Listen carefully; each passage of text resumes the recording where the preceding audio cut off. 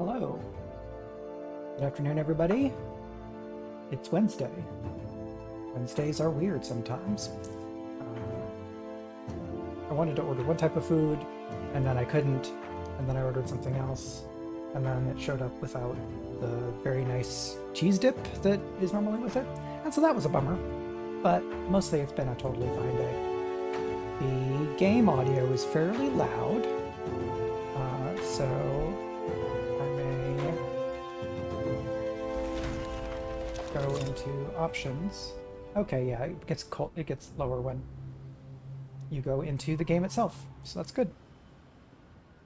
Let's make sure I'm not popping too much here. Let's move that over a little bit. And just gonna throw in some commands here to remind people of various things. So yeah, we're playing Trials of Fire. This is a long run. I thought I'd only done 2 of the checkpoints, but it looks like I've done the 3rd checkpoint, and then we have the final showdown ahead of us. So depending on how this goes, we might get to start, or there's a decent chance we'll get to start a new run and then figure out something else to do, probably with different characters, because that adds some fun variety. And let's take a look at our heroes here. So we've got the Thyron Helm with some utility stuff, give exposed, bonus damage for having already played things, metal shield for some good block, metal sword honed for double strike, what are you? I guess this is the Juggernaut armor, which is very tanky, and the Blade of Misfortune, which is somewhat sneaky, but is doing okay. And at the start of a battle, you add 2 random cards to your deck, and those cards are not necessarily always good. So that's been, I don't know, it's not necessarily my favorite, but it's hard to turn down a legendary. And we have this speed potion to help her kind of get around when she needs to, which has been very handy. And Rastin has aged leather armor, which gives some damage bonuses and utility things, some other bracers for extra move, curved longbow for arcing shot and long shot, hybrid warhorn for some utility, gem of true sight for other utility, and a good old upgraded bone longbow for headshot. And then we've got, let's see, a bone wolf, power shot, cover shot, overwatch, deadeye, improvised attack, mark target, advance, and shelter. I think this is, yeah, these are all the class cards. And then Malkin as the Heavenly Conductor, so mostly electricity based right now. Hello, the kids are asleep. Thanks for coming by. I'm trying to remind myself what I was doing since I last played this a week ago. So we've got some lightning. These gauntlets are like defense and move and utility. A frost scroll, so we've got lightning and frost. Looks like is the main thing going on here. The frost is not extensive. If I could replace this with a lightning item, that might be handy, because stacking lightning gets really powerful. And then Sita's Tear, so if we do 6 or more damage on one attack, it ignores defense, and I think that may only be for her stuff.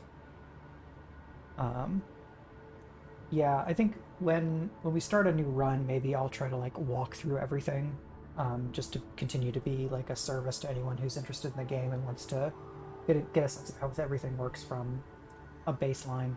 I think I had double advantages here where I feel like I'm used to the type of overland adventure RPG that this game is drawing on in terms of like different slots give you these different things, and especially familiar with deck builders. Probably the latter being more important here, because some of this looks like, and maybe these I'm misremembering, like some of your character sheet on like a Baldur's Gate game or some of the old D&D video games from the like 90s. Not in a massive way, because a lot of the stuff is different, but in some of the format and the kind of overland adventure stuff. Nope, not that. So our, yeah, inventory management. Yeah, because the items change your deck, and so you're managing the items to manage your deck, but the items also feed into things that are not the deck. in terms of like health and redraw and some of these other things. So there's interesting, cool, connected systems, which I like. We're at 124. We're very rested. So why don't we go ahead and fight these harpies or whatever you are. Yep. You have no hope of avoiding the airborne harpies that quickly move to encircle the party. Well, I picked this fight.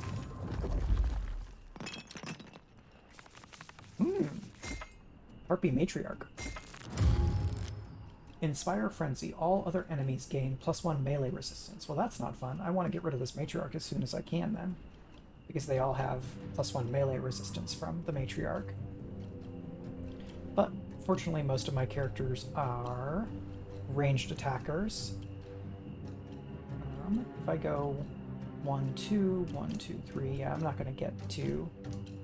Like, I could get to probably here and lightning bolt something, but I would need to get to here, like here to lightning bolt the Matriarch, or up here.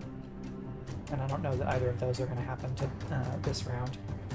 I can, however, probably, if I do something to move over here, I can put some damage into this Matriarch. So, melee, move to, then draw a card. So let's do that. Double strike, protect. I'm going to give you that, so you're protected. And that means all the damage is going to go here, and you've got 7 defense now, which is excellent. I could actually just discard this double strike and get all the way up in the Matriarch's business. It would mean a lot of damage coming in on Jar right away, but maybe I can hack that. Let's get to here to get some protection. Discard that for energy. Ranged attack 6, 12. Alright, so we actually want to do this, because then we can do 6 damage here. And actually, I'll just do this. And then 4, and headshot. Boom. Love that headshot. MVP card, honestly. Because these things are going to swarm me, but without their damage resistance and with her having 7 defense, I feel pretty okay so far. Let's see if that's going to be famous last words. You know, if each of them lands 2 or 3 attacks on me, then maybe I'll be less excited. So they are coming in on Malkin, so I want to get her away probably. Alright, Heightened Senses is free, so let's go ahead and do that. I could move to here and lightning bolt these folks. Unfortunately, these are not on the same line as this one, so I can't... Yeah, headshots, it's beautiful. Got a Bone Wolf. You got the bonus thing, so lots of melee damage bonuses. You've got Aggression. If you play a move card, deal 2 melee damage to all adjacent enemies. This does not trigger combo strikes. And then you also have Aggression, so I want to get that, peel that aggression off of you for sure. I might have to move 2 to get down to here to lightning bolt, but it would be a lot of damage. Well, honestly, because I can Ice Lance. Chilled. Target is already chilled, so I might be able to line some of this up and like Frostbolt one of them and then Ice Lance them to take them all the way out. Because you don't have attacking. I guess Heightened Senses, you would get an attack card. You've got your Bone Wolf that you could put out. Measured Blow. And you get bonus damage. So I think we're going to go over here. And then I'm going to discard that. Because I want to get... if I can make it so that she's played 3 cards, then she can draw more cards. I don't know that I'm going to be able to play 3 cards from this one, from my fighter, and be able to use stuff from my wizard.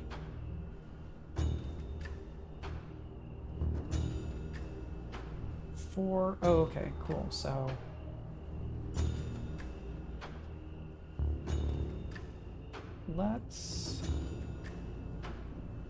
I can't use this, so I'm going to go ahead and discard it. I'm going to give you Chill. Okay, that gets rid of your aggression. That's very good. Because then I can back off, discard something else. Let's do that. And then I'm gonna missile, force missile. So this one's down to 2. And that's 2 cards. Is that 2 or 3? No, that's 2. Because it was the ice thing and then the magic missile. Getting her to 3 is probably going to be difficult. But that means I can discard those and redraw. So study, I don't need that. Long shot is not going to be super useful for me here. So I can drop that. And then I can move you. And I have to drop this, then I can lightning bolt something. I want to lightning bolt you because that gets you very close to death. Alright, so still 4 of them, but these 2 are not in a great way. And they're going to get all the way over here. Oh, not as much all the way over here as I thought. Instant 2, deal 2 magic damage to any enemy. Oh, that's very nice. Oh, I guess I got that from the kind of chaotic power thing. Let's draw cards for free. Defensive stance on you so that you get some strength. Defend 6 so that you can tank very well. Melee attack.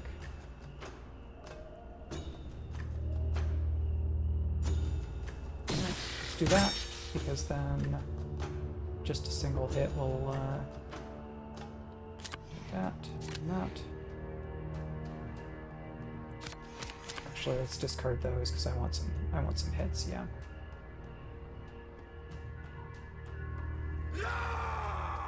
And then I'm gonna move here. Almost don't want to use that up. Oh, cool. Let's ice dance instead. And then you're gonna move to here, and let's keep those.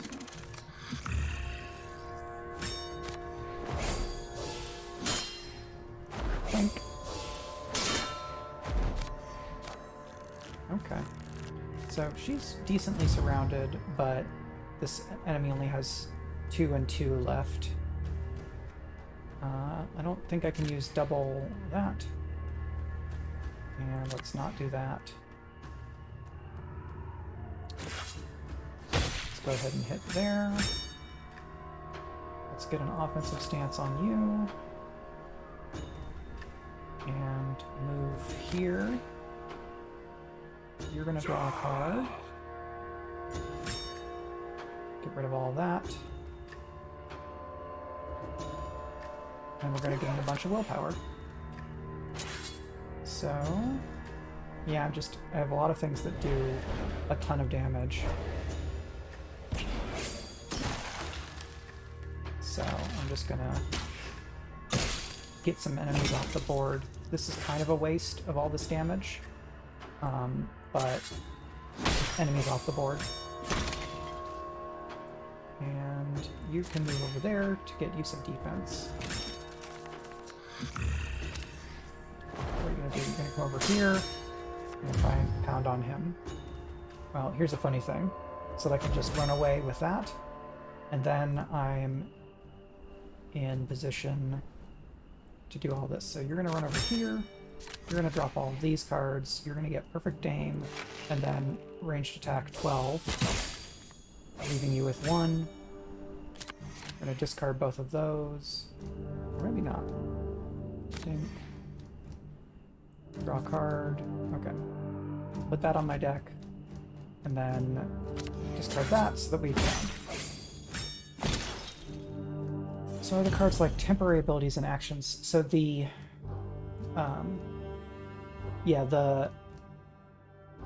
gear gives you cards that are in your deck only as long as that gear is equipped.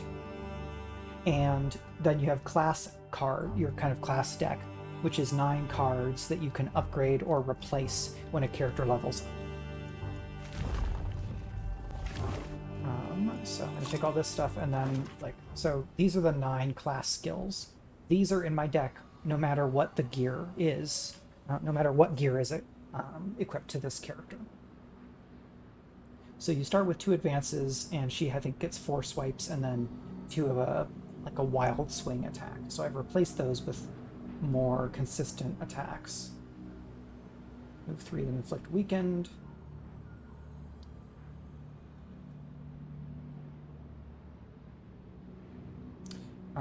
So this is a movement card. Draw 1 movement card from your deck or discard pile. For this turn, gain +2 movement, and all movement cards are free to play. It's not necessarily great for this character as is. Now I'm thinking about if I want to upgrade one of these cards. So this does 5 damage. If I upgrade it, we'll do... Oh, okay, you're already upgraded. So this becomes attack 3, defend 3 instead of attack 2, defend 2. This becomes defend 4 at the beginning of each of your turns, and on playing it, you gain defend 4, plus it gains resilience. Resilience is kind of that power's hit points. As the character takes damage, the resilience of the power goes down, so you can lose a power if you take too much damage. Goad is certainly something to consider here, because this character is frequently going to be outnumbered, so all attacks gain +1 damage per adjacent enemy, but I like having these kind of defensive-oriented cards. That only goes up by 1 defend. Let's go ahead and upgrade Protect here, because there's going to be some enemies coming along that are going to be really nasty. As you enter a small human settlement, you see a cloaked figure running towards you. It looks suspiciously like the figure has just carried out a robbery. But then again, he or she might be a victim fleeing from an attacker. They might be a victim. It saves characters and time. Have Jera grab her and hold her firmly, and let's find out what's happening. Jera grabs the girl by the arm and holds onto her firmly. In her right hand, she is clasping a large jewel. I don't care. Maybe you need that. So this is a shop. I have 1 of this upgrade material, so if I get another wood, I might be able to upgrade some items. I think that's what I want to do. And that leaves me with only 54 money, so I'm going to wait. So I'm going to go over here and see what's in this sulfur or something. Hanging from a beam suspended overhead is a gruesome scene. A large human body swinging to and fro in the wind with his entrails dangling. Lovely. From the state of him, it doesn't look like it's been here that long. Yeah, let's try to give it some dignity here. Give them some dignity. The soul's probably not there, but gross. It is a perilous climb, navigating such vicious-looking rocks, but Malcolm makes it to the edge of the wooden beam unscathed. Nice, no damage. A couple of well-directed blows later, and the body slumps to the ground in a jangling heap. Yeah, no worries. In and out is totally fine. You find a split pouch of obsidian, which has been cleverly sewn into the man's breeches, so we get some money for our trouble. I'm just gonna I'm gonna imply to myself that we took the time to give them a proper burial. Let's go over here to shop. You approach a small-looking settlement at night, as nighttime, as a violent aurora storm gathers overhead. As you approach, Malcolm points out that the settlement appears to be under attack from a group of human marauders. Yeah, let's try to protect people. Aurora storms are tricky. So this says, at the end of your turn, lightning will hit, doing 3 magic damage to all characters in the indicated area. The kind of indicated areas will start showing up after my first turn. Okay, so I got a Protect Plus right away.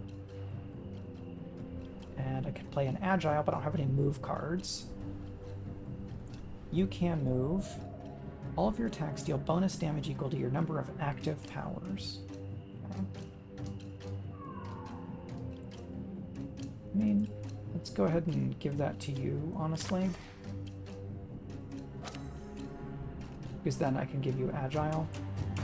You're going to protect our friend over here. You're going to discard that.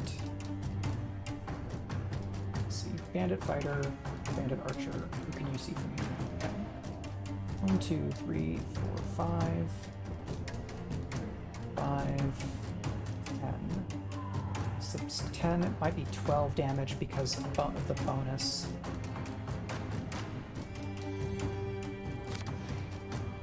Let's get rid of all of those. 3. So if I spend 2 to get Deadeye, which will increase the damage, I'll have 1, and then I would need to get 2 more to be able to play Long Shot, or I can just play the Power Shot for 6. I'm going to go ahead and discard that. You're going to get Deadeye, and then I'm going to discard the Power Shot, and we're going to do Long Shot. Yes, I was hoping for that. 15 damage off the board, turn 1. So you're protected by my fighter, you're behind them, so really the only person who can take damage is my fighter, and that's what I want it to be at this point.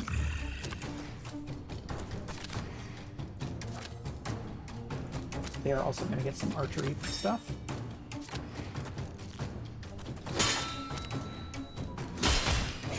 Okay, very nicely done.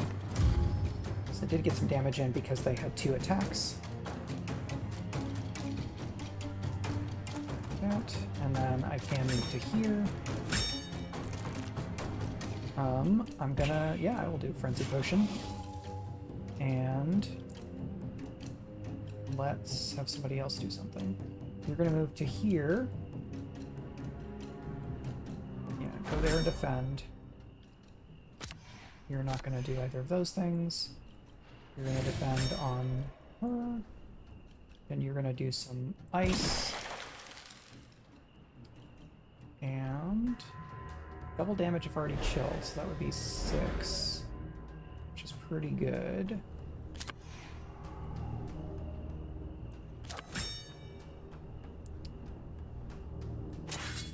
Or, yeah, that's better.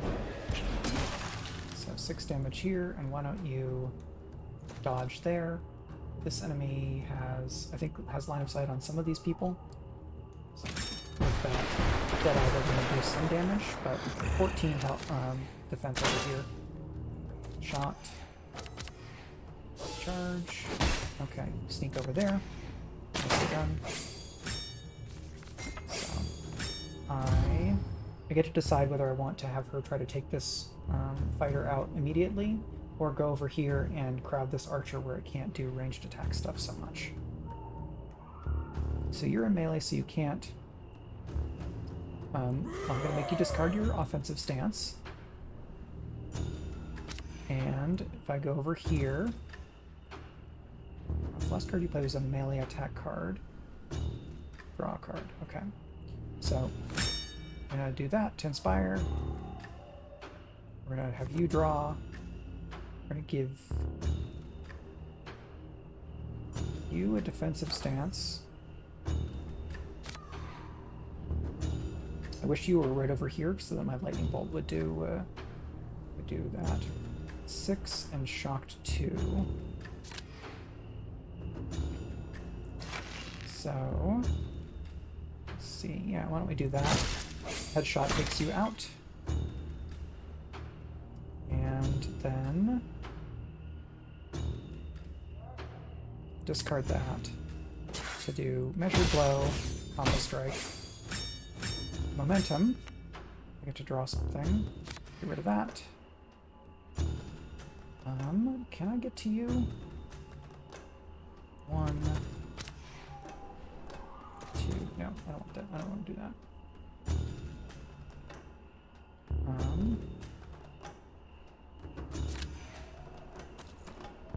No, I shouldn't have done that at all because I want to kill you and I can't now. Go back to there, and then we'll play this for a bunch of defense. And I can either be attacked by this one or I can be attacked by that one, and you've got the bigger damage bonus right now, so.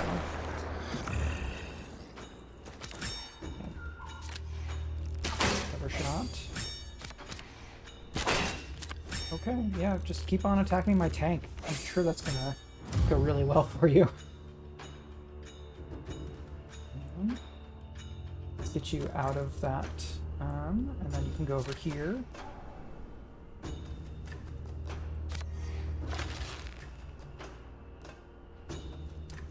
Let's do that to you. So you've got 4 left. Go over here, and then play the husk to get in your face. I'm gonna move over here. And that should take you out. And then I discard that. I get to here. And I will be able to come and get that archer soon. Alright, so you just attacked my husk and ran away. That's not going to do a whole lot for you. I want you to get here. Yes. Good. And then move 1, 2, and then we just finish this fight.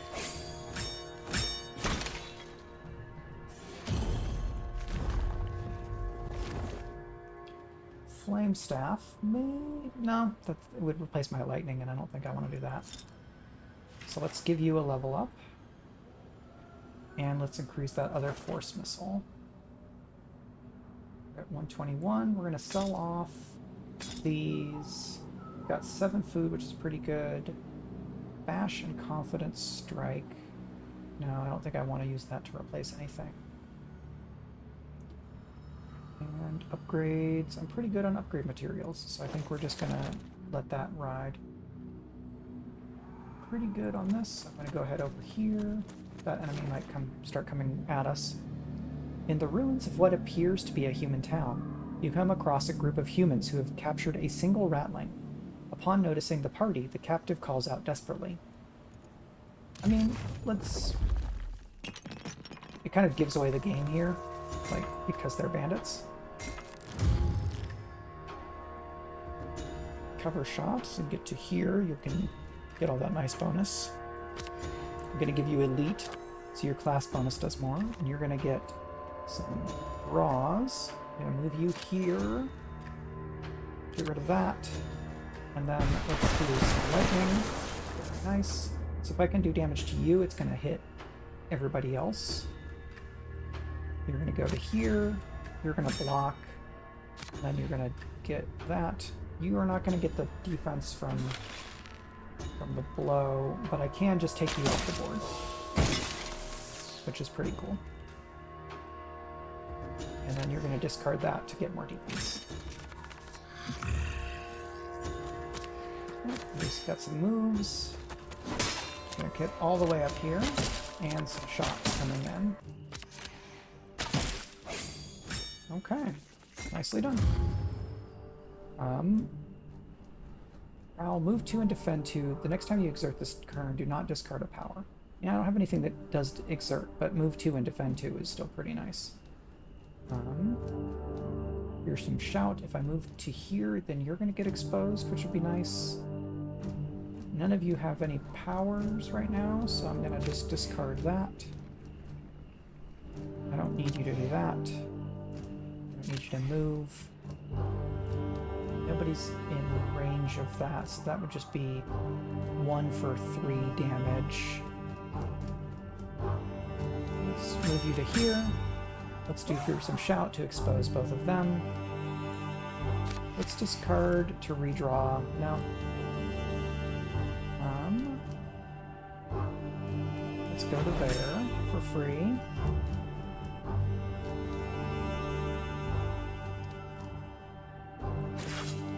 Do a bunch of damage. Discard that. Let's do some more damage. And let's take you off.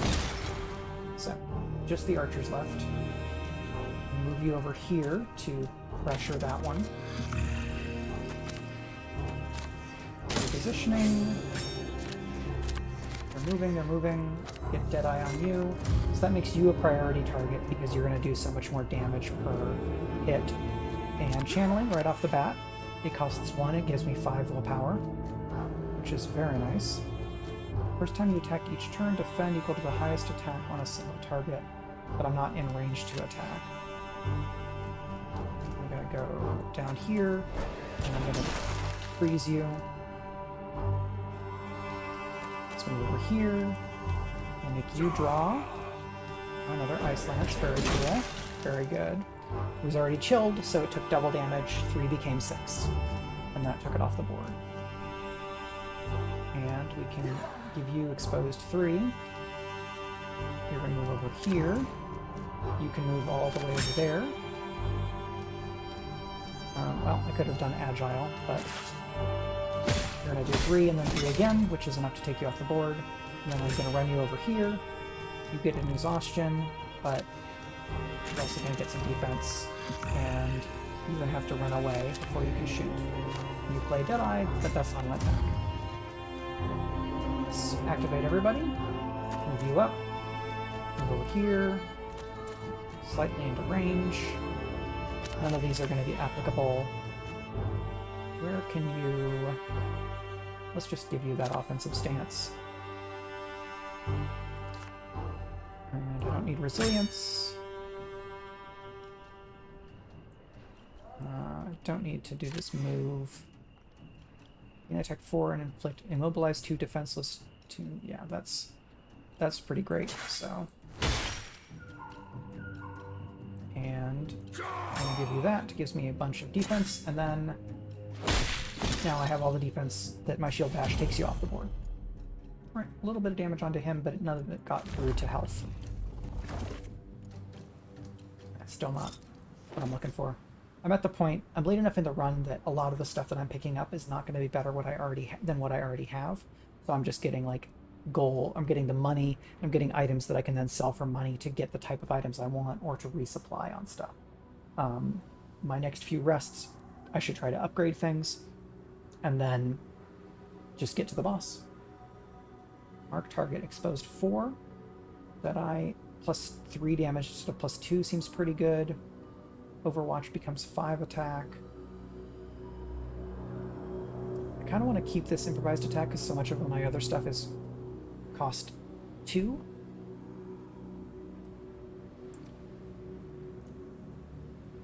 Shelter defends 4. Cover shot becomes range attack 4 and then defends 6. Yeah, let's do this for the versatility. No side quests at this point. Right, so now we're resting, so I'm going to try and upgrade one of my items. Anything that's got a green check here, I can upgrade based on the materials I have. So this I don't need to upgrade. This becomes move 3, which I don't think is what I'm looking for.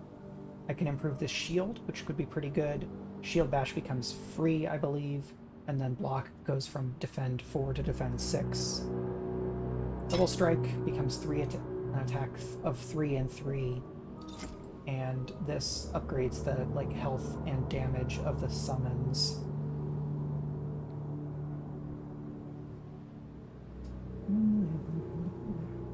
I haven't been using the summons a lot, so let's say we're gonna upgrade that shield.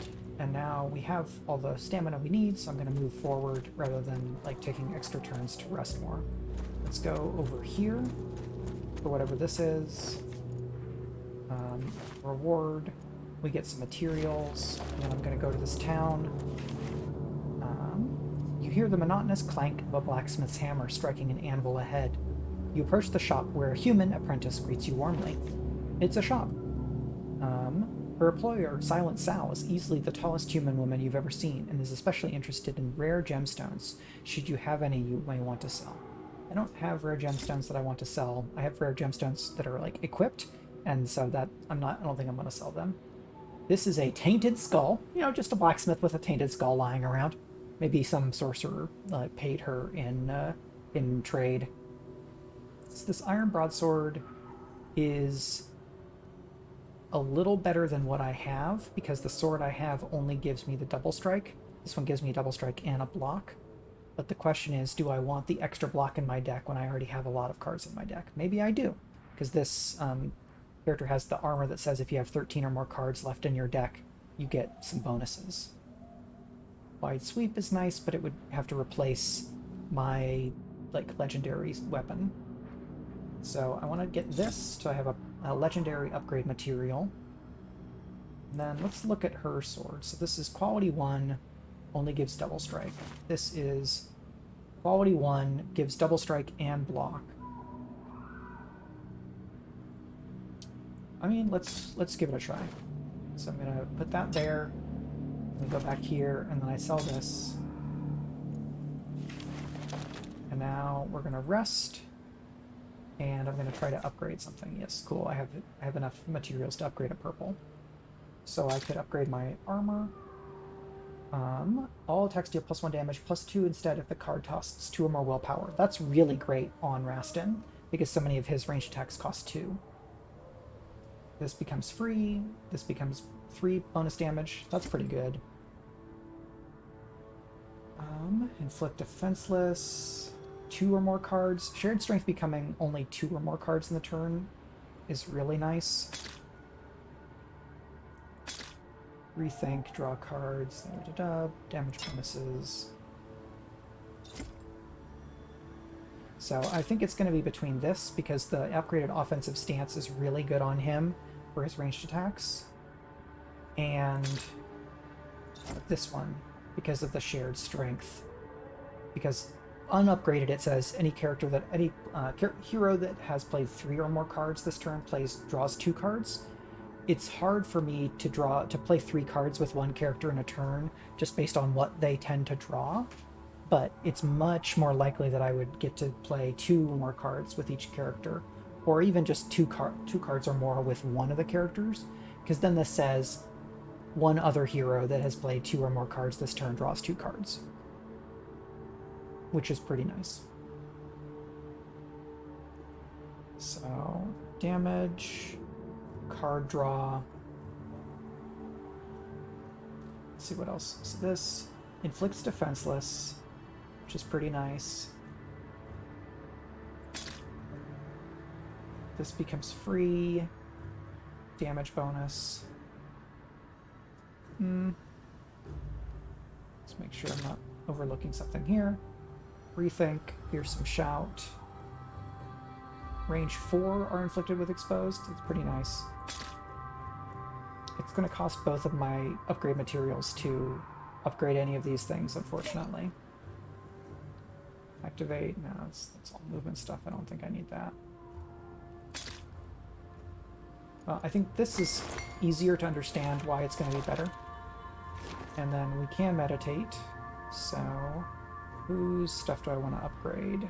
Because this is going to be the last boss, so there's no reason not to spend all the stuff that I have.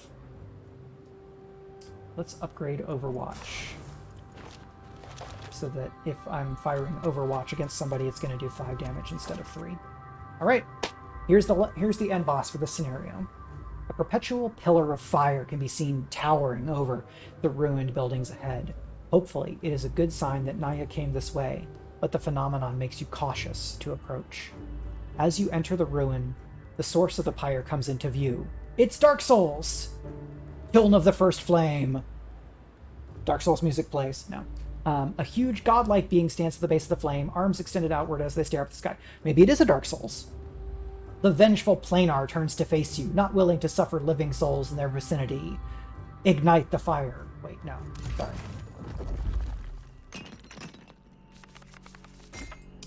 Planar.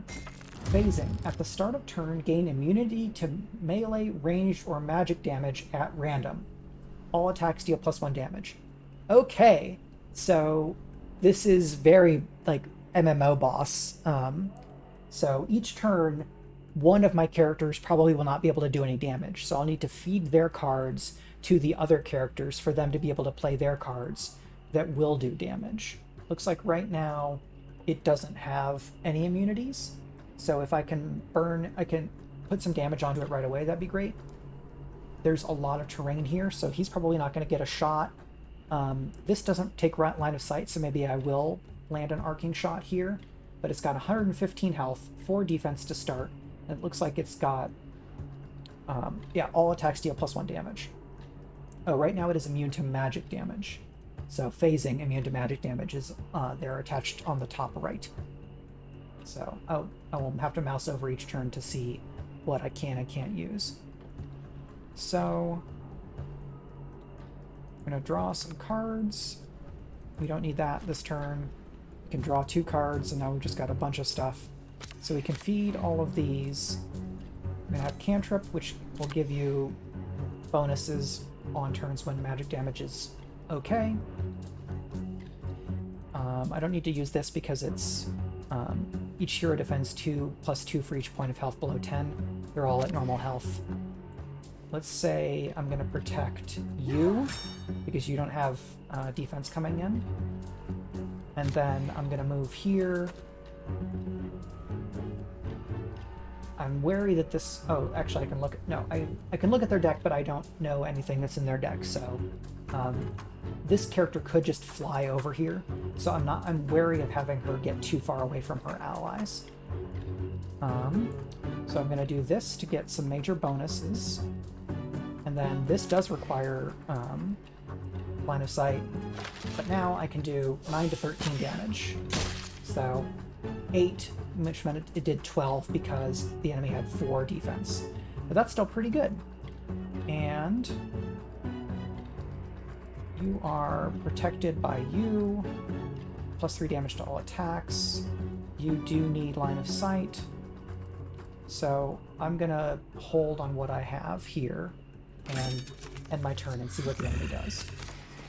You move over here, you're gonna pull my mage in, you play that, then you do some horse stuff, knock away, and get a bunch of defense. So now they're immune to ranged damage, and each time they play a non-power card, defend equal to its original cost. So I want to get rid of that if I can, for sure. So I did not draw any move cards, which is a bummer here. You are immune to ranged damage. So I don't need any of that. I'll go ahead and play this offensive stance on you for the future. Let's Stone Barrier on herself. And lightning. Then I'm going to move away. I'm going to rethink. I was hoping to draw a... yeah, that's fine. Take some damage and then... Okay, everybody else gets to move. So, I'm going to move over here. And then I need to move this character over to do damage, but I didn't draw any moves, so it's going to be difficult. You go here. And let's do Fearsome Shout. So you get exposed. Melee attack 8. This would let me draw another melee card, but I think I'm going to discard it so that I can play this big attack for 8. It doesn't quite get rid of the Abjuration, but the Abjuration is down to 2, whatever the 2 health on the magic. So you're going to probably put some major damage on me, but let's see what happens. Since I'm all here. Okay, so you're splitting my characters up. You're going to hit me. Then you're going to block. Then you move. Alright, that's not bad. So I can just move over to here, discard that. I've got tons of defense. So much I maybe don't need all of it. And so here's fun. I can move all the way over to here. And now do ranged attacks if I want to. I make you discard your power. I could have gained a copy of that power, but I didn't because I forgot to do that first. Let's discard all of these to draw some other things. Yeah, that's... Now we're gonna... Now we're talking. Let's give you resilience.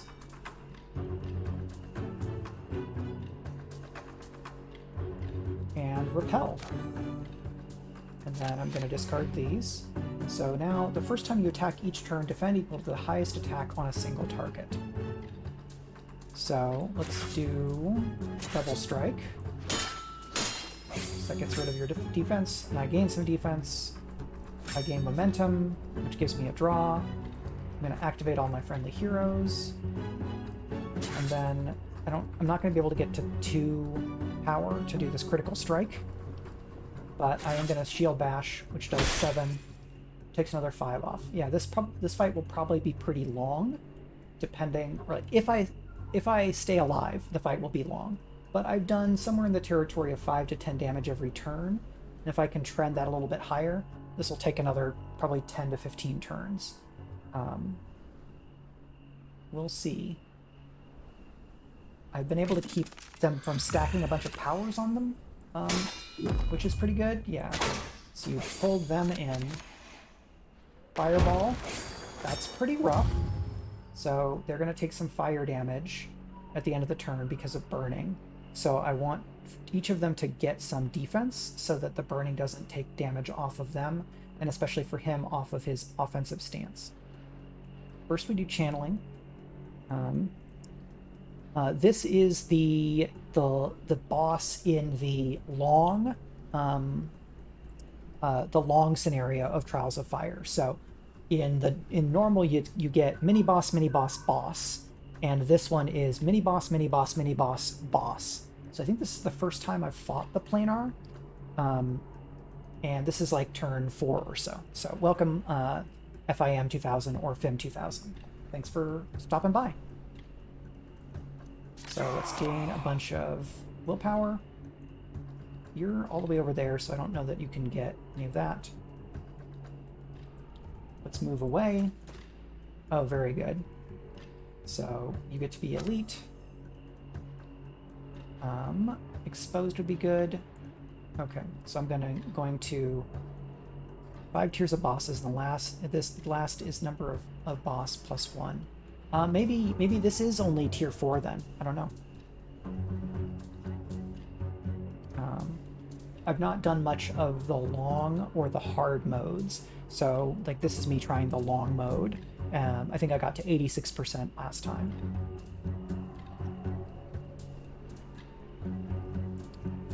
Okay, Overwatch is going to be active. Exposed. I do want to make you be exposed, so I'm going to discard this for defense, which will cover the burning. And then I'm going to make you exposed. And then we're going to drop both of these. You're going to get a defensive stance. We're going to run over here. And now we're going to wall up. So 3. And then 7. Cool. And then you have Overwatch, so if you move away, you're going to get zapped.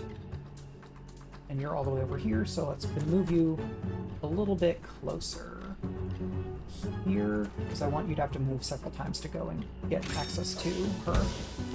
Yep. So, feeling okay with the burning. You get offensive stance, and prepare, and abjuration, and then you make him burning. And a strike through. Okay.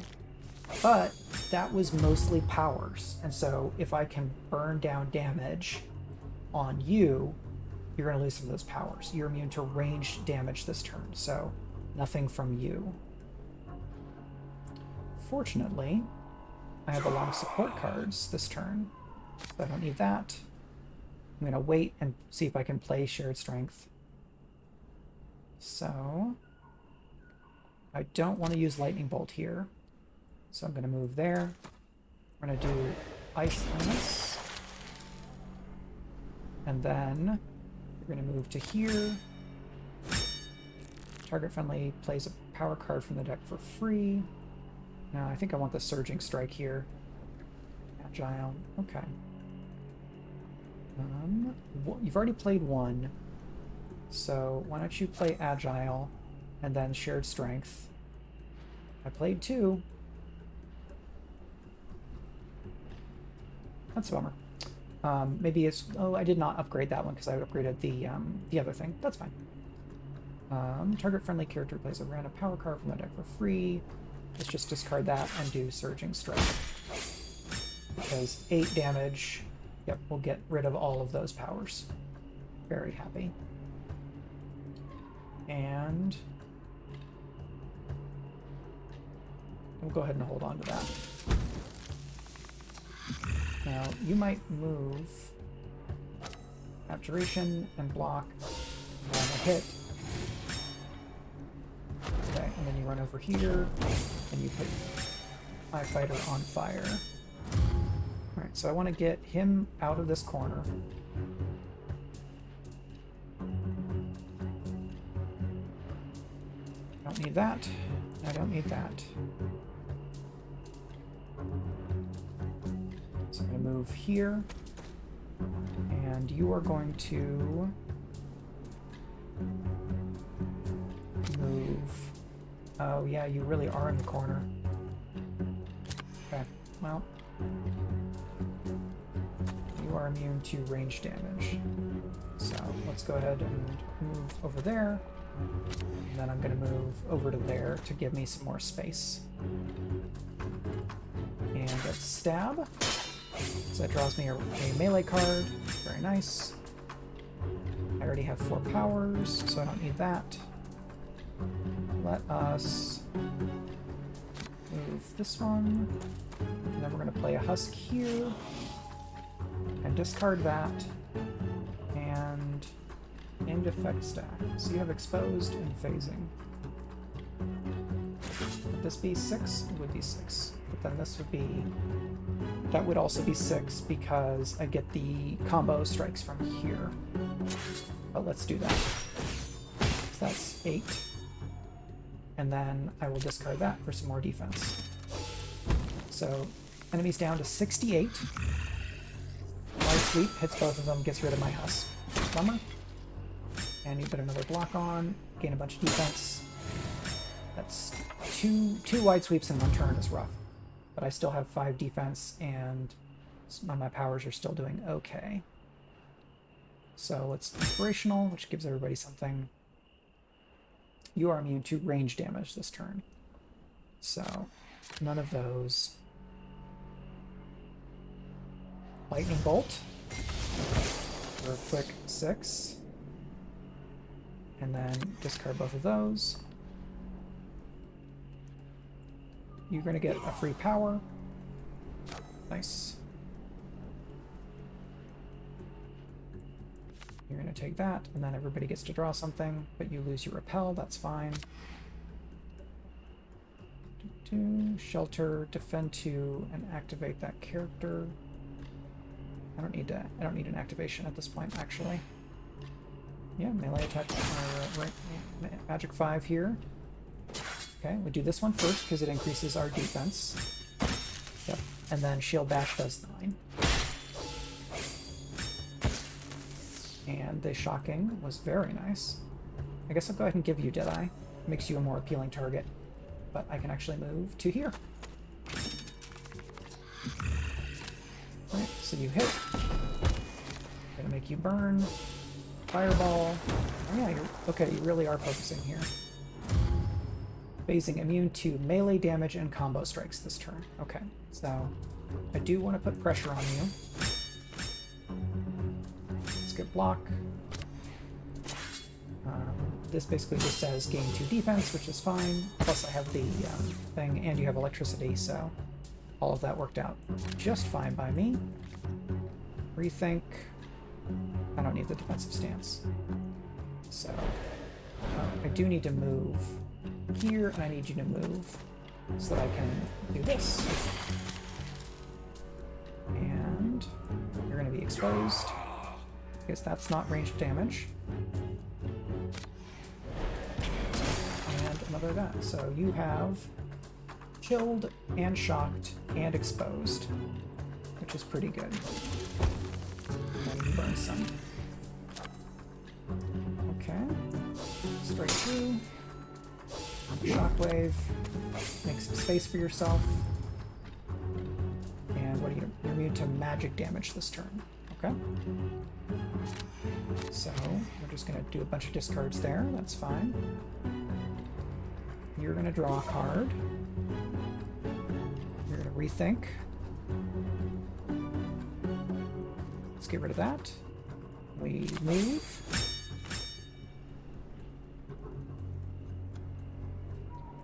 And let's see. So you need to move to get access to that power shot. 8. 1, 2, 3, 4, 5, 10. Okay, so we're going to discard power shot. We're going to go to here. And then that's going to do 16 big damage. Enemy is down to 21.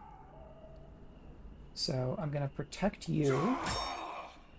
Should have done the exposed earlier. And then we're going to discard both of these and go fish for a melee hit.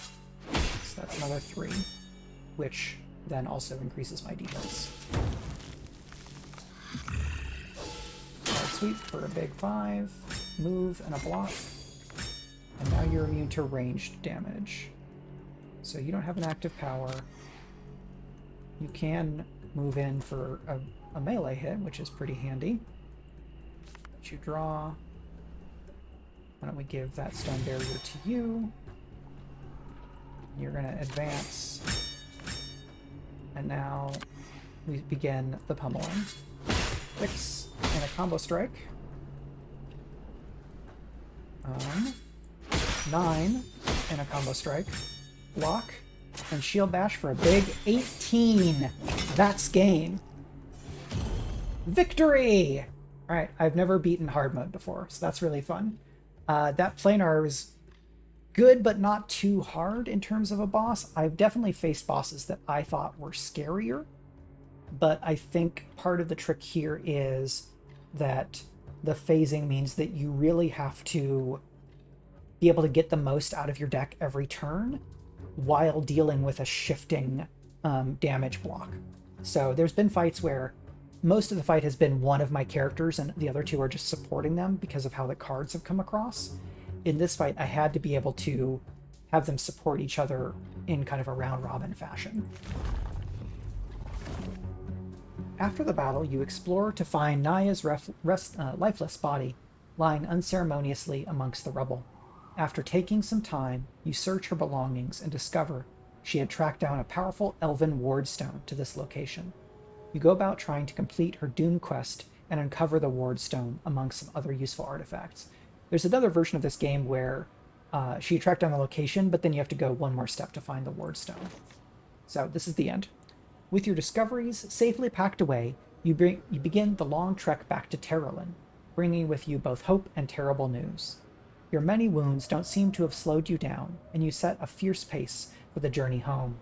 The group is met at the gates by a group of grateful voiders, who quickly go about putting the wardstone to use. News of Naya's passing hits the settlement hard, and you can only hope that her sacrifice has been worth it. Only time will tell if the powers of the wardstone will be unlocked. Dun dun dun. So we get this nice picture. We did the thing. Personal best, because I've never beaten this before. So difficulty medium, length long. So you get XP for each of these characters, and soul level I think is like unlocking different cards. I'm not totally sure. So these keep just chugging along, and you get points for all these different things that you... so this is just the count of who you defeated, so then it counts everything there. Nobody's ever died. 1 injury, 2 side quests, 722 miles, 43 encounters, and that's that scenario. So now we can start something new, because it's only 2 o'clock. So I'm inclined to... I don't know that I've ever done God Hunter, and it's supposed to be 180 to 240 minutes, which is going to be long. We probably won't finish today, but I've never done it, and so it seems like a fun thing to try out.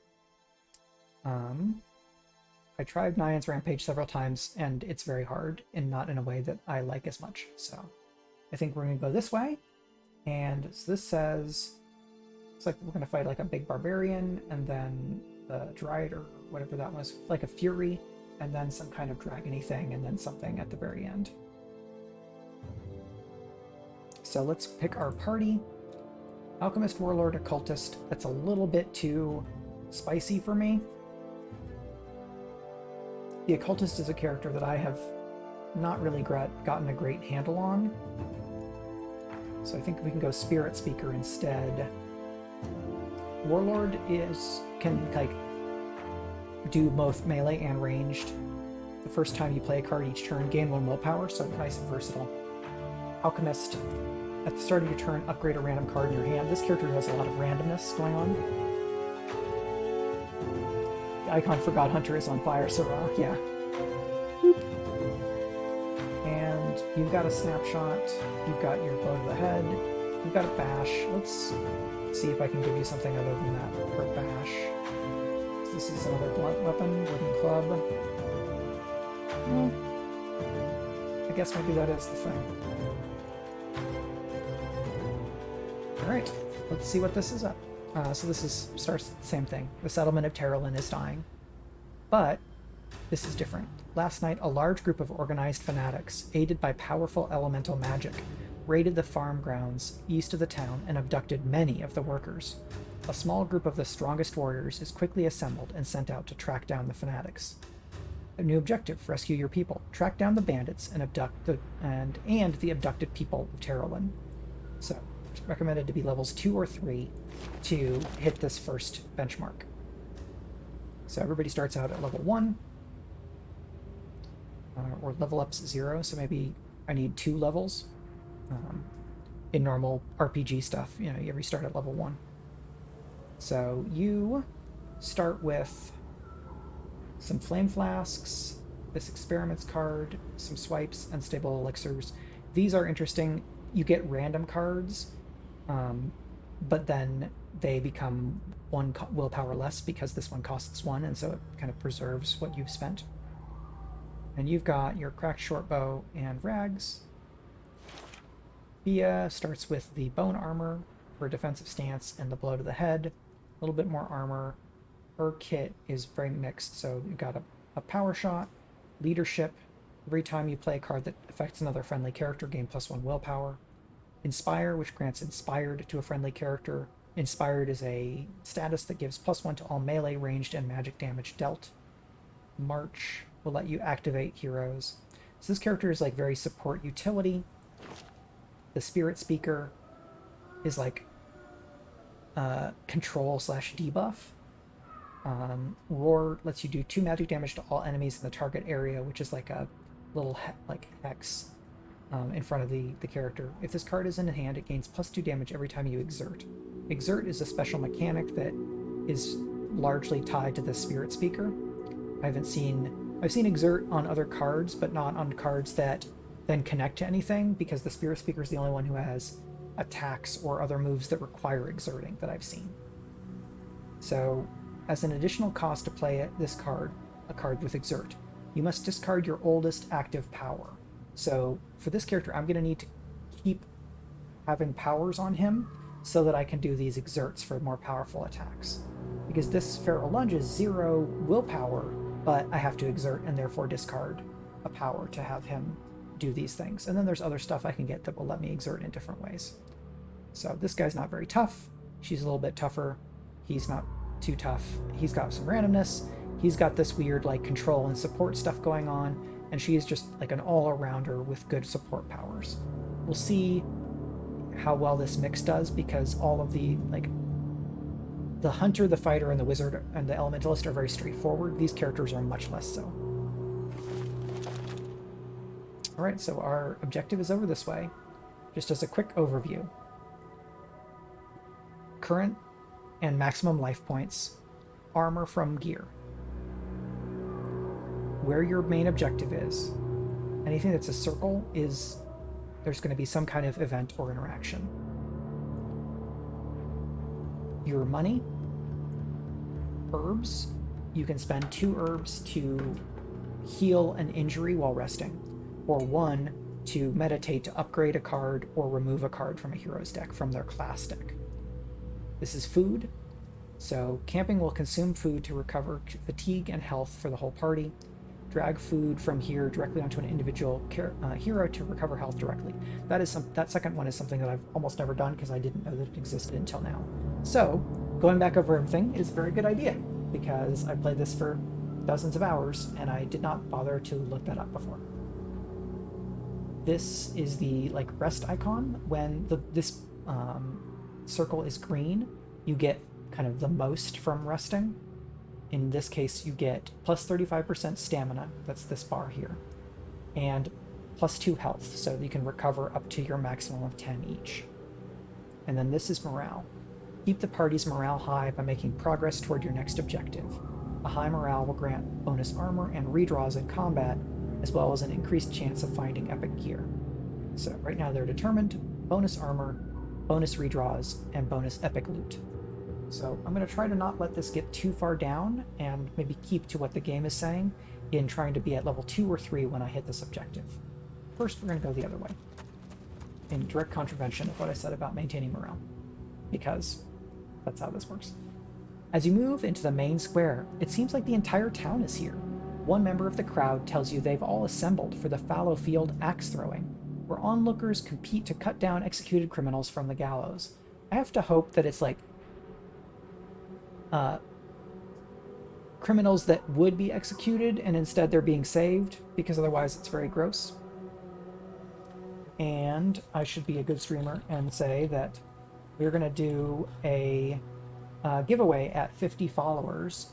So right now we're at 43. If I get to 50 followers, I will be able to unlock affiliate status, which will let me do a lot of extra fun things for the stream, like I think VIP status and getting subscriptions and things like that. I think you can get emotes at affiliate status. I don't think you need to be partner, but I don't remember. It's not a huge difference, as I don't expect streaming to become like a major source of income for me, but it'd be really cool, and I've enjoyed streaming a lot, and I think that's it's a very doable goal to get to. The requirements for like becoming a full partner are way larger, and I don't know that I'm actually interested in pursuing that in an aggressive fashion, because this is not my main thing, nor do I plan on it becoming my main job. It'd be a strange set of circumstances where I got to the point where streaming was the thing that I was most focused on, but you never know. When I was 20, I was very sure that I was going to become a college professor, and if not that, I would end up in Japan working for some Japanese business that was trying to do stuff in the English-speaking world. I'm neither of those things. I went into totally different industries. So, life throws you curveballs. Yeah, I already read that part. I'm just going to steal from them while they're being jerks. There's a window open around the back on the first floor of the tavern. Rin gives Mikkel a leg up, and he scales the timber beams. Yeah, high five, fellow Professor Track dropout. What area did you plan to / think you were going to be professing in? I don't know that I don't believe that I've ever heard the Professor Track dropout part from you before, so apologies if you've mentioned it in the past and I just forgot. Let's look at this here. This is armor, stalk, and skulk. Yeah, let's give that to you. That's really more your bag. I want you to have some heavier armor than that. So that's some extra armor for you. Let's go up here and do a little bit of this circuit. Upon investigating a commotion, you find a mob of rattling thugs surrounding a figure on the floor. The group are viciously attacking and goading what looks to be a human trader who has come to the city looking for goods. Went through several iterations with some kind of English lit. Oh, okay. Yeah, a lot of, the lit author connection is not uncommon. But for both of our sakes, not ending up in academia means we didn't have to deal with like the current situation of adjunct contingent hell. Team taught a freshman level class when you were a junior. That's good. That's interesting.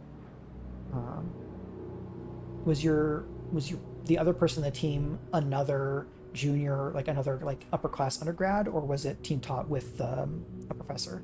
Almost went for high school English teacher, and the bureaucracy killed it for me. Yeah, that sounds like a familiar result. 5 of us and the professor. Interesting. Yeah, that would be teaching a freshman class as a junior. That is, I have to imagine that was something. As Fia approaches the group, one of the rattlings turns and barks a warning to stay out of this. The surrounding rattling crowd watches you warily. So, because I have a rattling in my party, I can try to convince the rattlings that while torturing the human may be lots of fun, you've been sent by the Praetor to bring him in for questioning. Praetor is a rattling leadership position. So, looks like Mikkel has hustled this mob. Mikkel speaks very quickly and forcefully to the leader of the rattling mob. Soon the pack disperses, leaving their victim to his custody.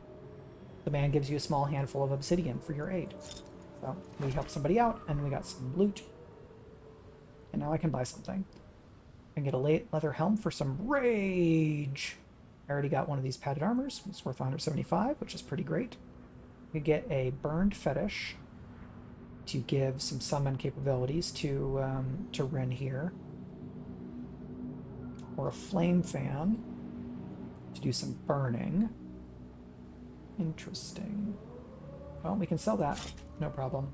I'm just gonna buy some supplies at this point, because it's early on enough that I don't know where my build is moving. I want to start getting some gear before I make as many of those decisions. You approach what appears to be a living world tavern, seemingly in good repair. There appears to be a fire burning inside as smoke is coming from the chimney, but no other signs of life. So, let's see what happens. As you enter the building, you are greeted by a middle-aged human woman and a very large man who appear to be renovating the building. I don't need to rest at this point, so I will just move along. Have a good day, people. These ratlings are going to fight me. The leader of the group approaches you and demands you hand over a goodwill payment to allow you to continue to your destination. I'd like to believe that this group of ratlings is the one that Mikael hustled, and so they figured out what was going on, and now they're back to kind of get me. Okay, so you've got some nice armor. You really don't, so I want to keep you out of harm's way. You've upgraded your swipe. That's not necessarily the greatest thing. The snapshot is not going to do double damage because everything is next to something else. But I'm not going to be able to get all the way over to somebody. So let's go ahead and have you move. When you move, you get that willpower, which is pretty cool. But I can inspire Mikael so that we discard all of these and then deal +1 damage. I can go to here, and then I could get to there. I could, in fact. So I can get to here, and then I can do a whip, and it takes you off the board. You will probably take some damage, though, because you're out in the open. Let's see what happens. As predicted, but not much. Armor was 1, and then this. So I don't have a power, but I can put defensive stance on Rin, so that then there is a power. And we can have you move, and then move again. This Flame Flask can go here. It's a ranged attack that does between 2 and 3 or 2 and 4 damage. We're going to do that. Let's go ahead and let you activate. Oh, I was hoping to get over to that one. That's fine. And so you move there. And then you don't even need to use your barrel lunge, so you can just do that. Defensive stance gives you a little bit of armor. We're going to hold on to the lunge to try to get this character next turn. What are you going to do? Offensive stance and gain some defense. I don't know that that's going to help you, to be honest. And inspire you. I'm going to skulk over here and give you this stalk set, which says your combo strikes deal +2 damage if you are not adjacent to any friendly characters. So if I put Rin over here, you're going to do great combo damage. So I'll give you prepare, and then let's move here. And now I can even do both of these attacks. But that combo strike hits for 3, and the fight is over. Alright, start out pretty well. A little bit of damage on Ren, but not too much. I'm gonna take the loot. This is a crafting material. And let's go ahead and start working on Rin's kit. That roar was interesting. I don't know that I love it at 2 cost. Because this is 0 cost, except you need all those powers. So this looks like this is a power, but you have to exert to play it. I don't know that I like that. So this appears to be just bite somebody, feed, melee attack 2, and draw a power card from your deck or discard pile. I could use this to just replace swipe, which wouldn't suck. Because it would let me, I'd be much more likely to be able to cycle through the powers that I need. Exert. Defend 4, gain protected 2, then draw a card. That's pretty nice as well. Adapt says magic attack 2 and steal a power card from your target's deck or discard pile. Now here's the thing. I could put this and just replace swipe. Because you can do a magic attack from adjacent. I've always, or at least it's always been the case so far. We'll see. You come across a group of well-armed travelers heading south towards a nearby town. They claim to be returning from an expedition, but have long since run out of supplies. Well, I can offer them 2 supplies. And now I get a summoner's rod. That'll be cool. And then a heavy breastplate, which will go on Bia. Let's take all of that. They hand over the loot, which is great. And I'm going to give this summoner's rod to Rin. So that has quality 2, which is good. Has a husk, the summoner power, which says all of your summons deal +1 damage and gain +1 movement, and new summons gain +2 health. And then a sand golem, which is a 5-cost summon. Does 3 damage, has 9 health. Melee attack also targets any other adjacent enemies, and at the beginning of your turn, defend 2. That's pretty rad, but 5 is a huge cost. It'll be interesting to see how often I'm able to use that. I don't know that I've ever seen the Summoner's Rod before, or if I have, I don't think I've ever equipped it. So that's fun. Getting some new stuff here. And they both have the same card, but this one gives 1 more armor, so that's an easy trade. Alright, so there's some hybrid creatures over there. This is not a place to rest, so I'm going to make a break for these ruins and hope that there is not a fight there. There could be a fight. In the ruins of what appears to be a human town, you come across a group of humans who've captured a single ratling. Upon noticing the party, the captive calls out desperately. So we're going to go ahead and do that fight because we're only barely tired, and it'll make the fight a little bit harder, but I would like to be able to have that side quest. So here's that sand golem for 5. What I can probably do is discard almost everything that I have and then get that sand golem out there, which I think could be fun. So let's move you to kind of warm up, and you're going to move to here because and you give willpower. You're going to advance here, and now we're already at 4, which means the sand golem can go there at 5, which is pretty cool. And then I'm going to give you this for that. We're going to discard these other ones and give you leadership. That's a pretty cool first turn. We're not getting damage, but we've got this really beefy summon that can take some damage, and then it'll get defense at the start of the next turn. So they're moving all the way up in on the golem. That's interesting, because these are robbers. I guess they have a combination of types of attacks they do. So you don't have a power yet.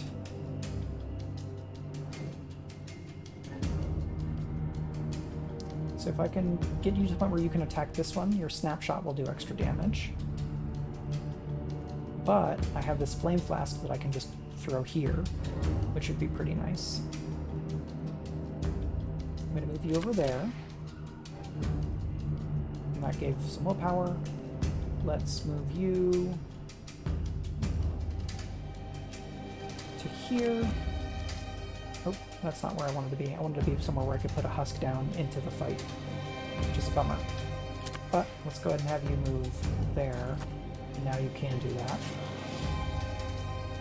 So if I do this, we'll get the combo strike.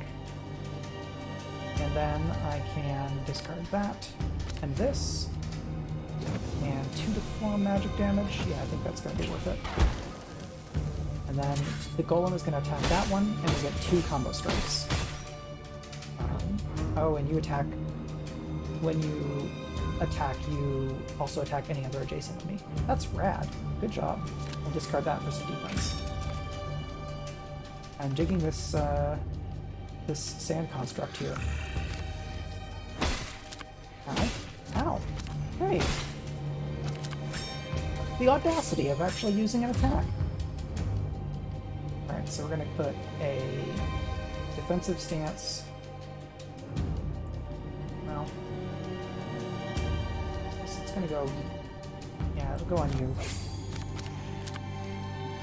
And I can make you move to here. Can you do this? Can you go here, please?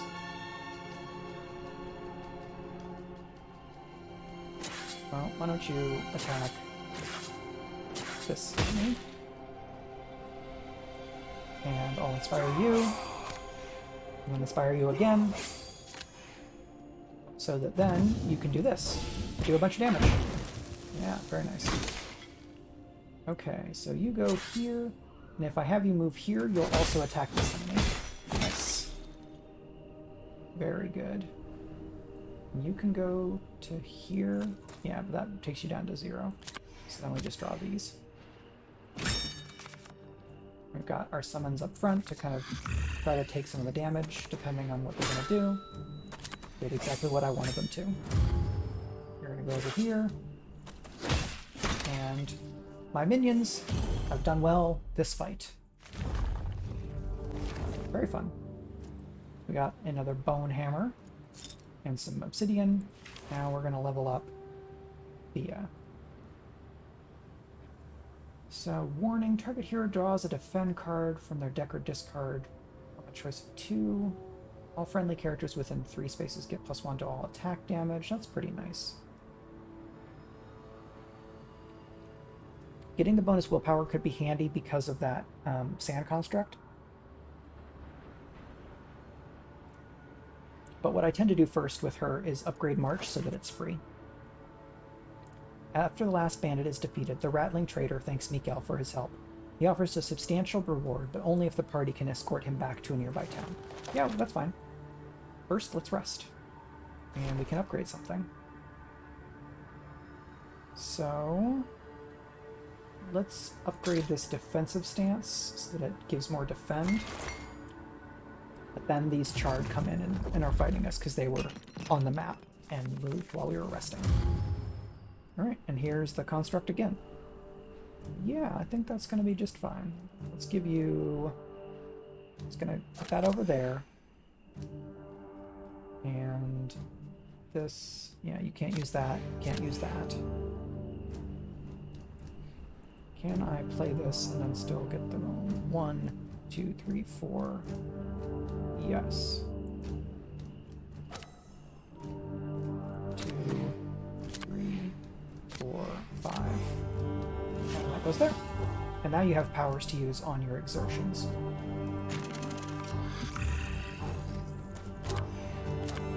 So I don't recall these enemies having ranged attacks, so they're just going to close in on us. Okay, so you get your 2 defense at the beginning of the turn.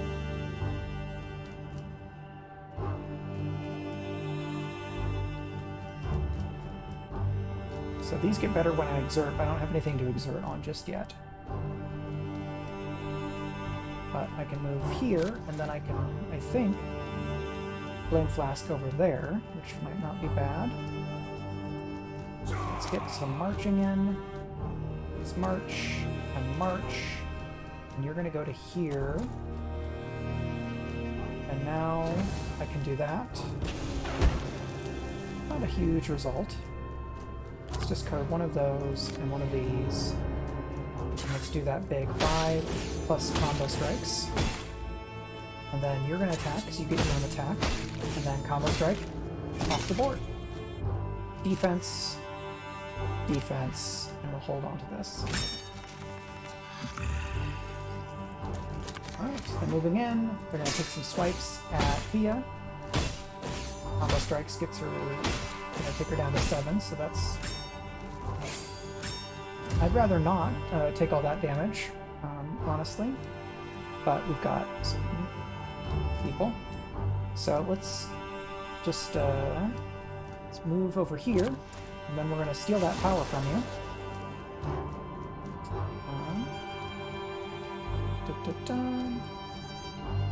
We're going to skulk over there. I'm going to play this elixir. And you're going to get one of these that you can't play yet, but that's fine.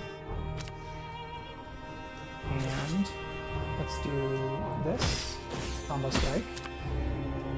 Get rid of your prepare, and we gain the willpower. I'm going to drop that. I'm going to attack here and get some combo strikes. 2, that would hurt her though, and I don't want that. We're going to move her away. I'm going to move you up. And it hits you as well. And then we're going to drop both of these to put that husk down here to be a buddy. Right. They might try to get over to her. Nope. So I was able to protect Fia from another round of attacks. And alright, let's have him go ahead and actually do one of his exert attacks. You can go over here and attack. Yep. Summons are great. You can get them on the board. They are pretty cool. Oh, cool. Awesome. So this Dragonbone Longbow is probably going to replace that, or it'll go in addition too, because I have the 2 slots. And now we level up Mikkel.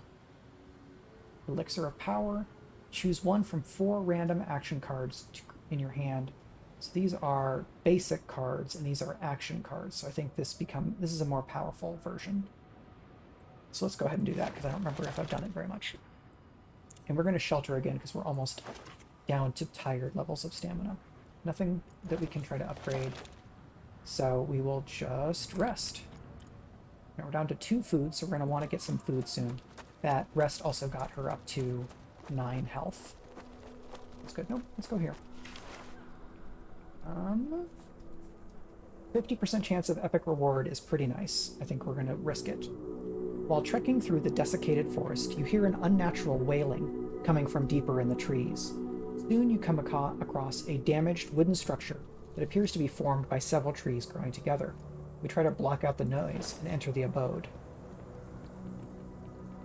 Fia covers her ears and barges open the door with her shoulder.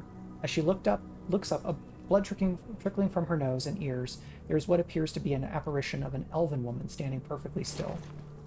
Suddenly, the apparition's eyes snap open. For a few heartbeats, she fixes Fia with a pained stare before she opens... Oh, this is probably not great. Opens her mouth and screams. The sound doubles in intensity, and soon it is joined by Fia screaming too.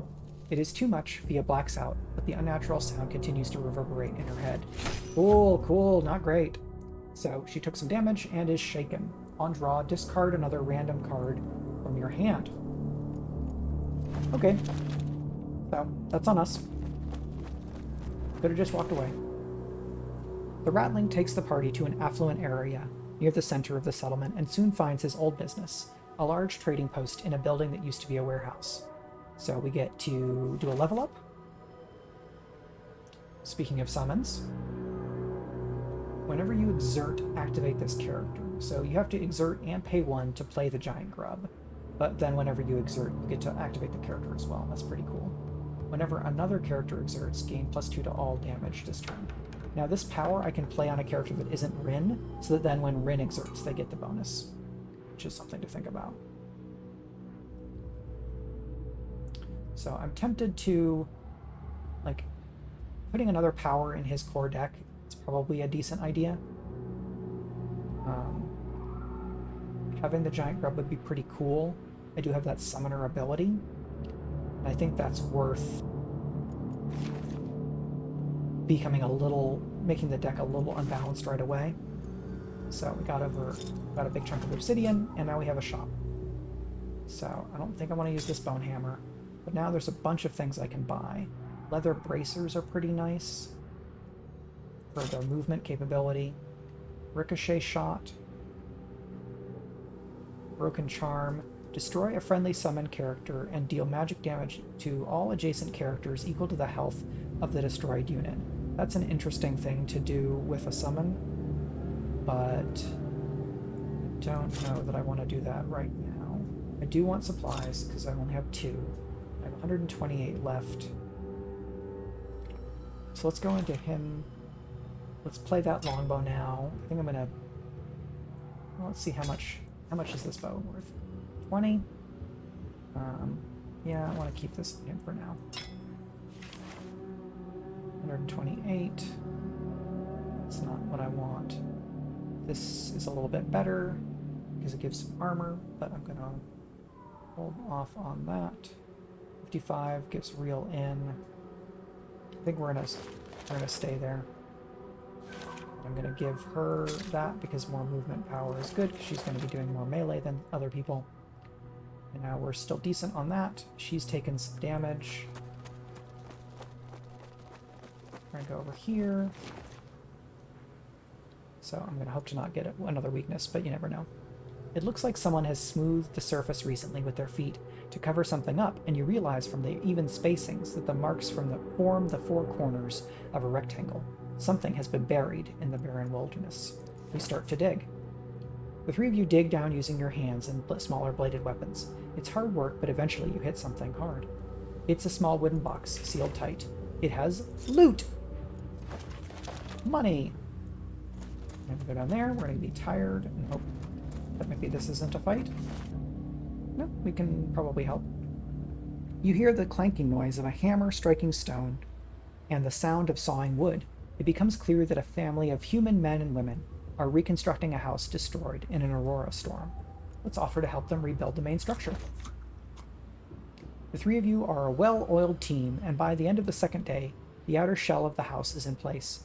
Another member of the group returns on a cart carrying a deer that he has hunted and killed, so we get that supply back. You walk away with the warming feeling that kindness still exists in this bleak world. Very nice. Now we can use that to rest. Back up to 9 health. Pretty good on stamina. And let's go over here. So we're heading toward this objective. You can just about make out a young female hybrid with her arms and head chained to the remains of a sturdy building. She is surrounded by a mob of ratlings who are throwing clumps of something foul-smelling at her.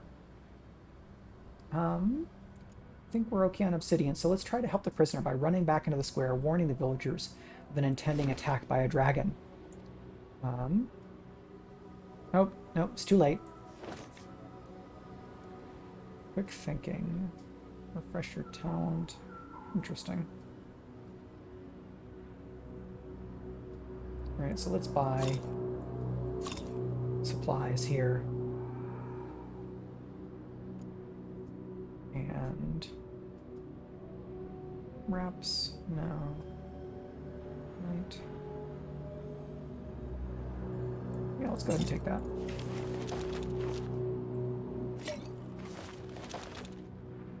And let's go here. So that's just another shop. Nothing that I want. Let's go down here. You come across the skeletal remains of a vast creature, a common sight on the Glasslands. You spot a burrow opening nearby that looks large enough to crawl into. Sure, what bad could happen? You find a few objects of value and crawl back, thankfully not meaning anything back on the way. So upgrade materials, food, and some obsidian. And we go here, so we can rest. So we can have a hard fight, and I think we're going to try to do that. You are approached by a shrewd ratling in oversized finery. She sizes up your group and claims to be looking for a group to help her retrieve an investment from some uncooperative humans. Now she might be in the wrong, but I do want a hard battle, obsidian, and a shop.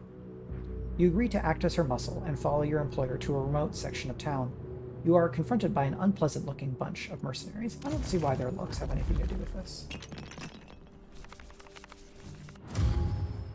So, aim shot is ranged attack 11. This card cannot be played. Cancel this restriction at the end of your turn or when you play a power on yourself. So this one has to, wait a turn. We're going to go here and play this elixir. One, two, three, four. So I don't think I can use that this turn.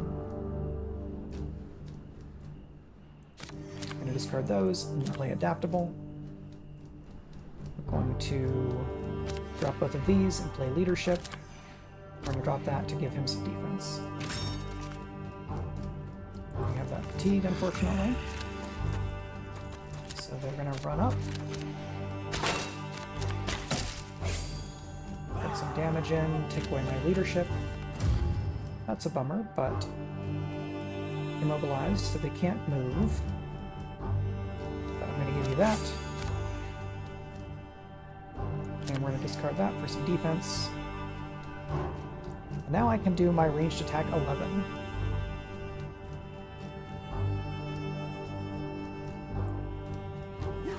So we're going to go here and here, and then 11 damage off the board.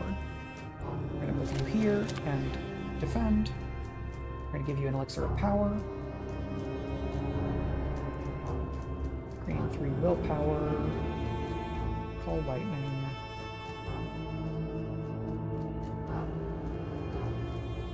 Yeah, let's take the call lightning and then that.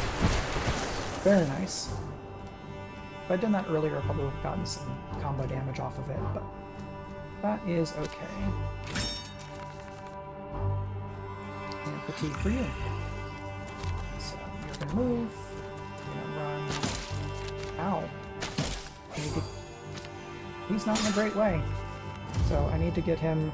You're still. Alright, so I'm just gonna gain 6 defense. Let's move here to block. And we're gonna do some damage.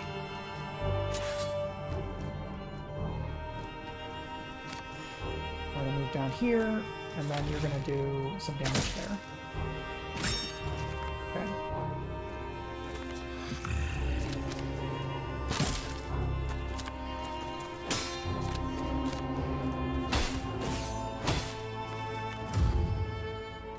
Alright, you can play this card. 3 for 5, 2. Okay, so you do more damage. I'll play you there. And you get your adaptable back, right? So you can quick step. Quick thinking. So let's drop that, and then we're gonna do this. Flame flask. 1. 2. And flame flask here.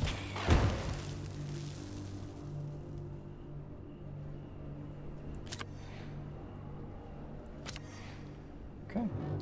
This next turn could be a little rough because I didn't put much defense on. Alright, so you're doing a lot of weakening. Ow! I'm gonna need to do some more rusting than I was hoping.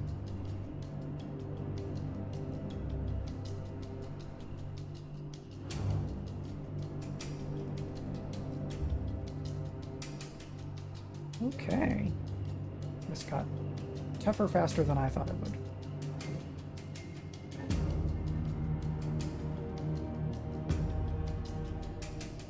That's not going to be used for this turn.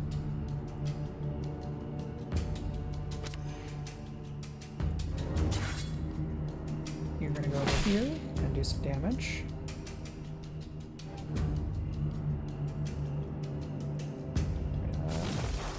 Zap you. And yeah, but that's going to get rid of your weakened.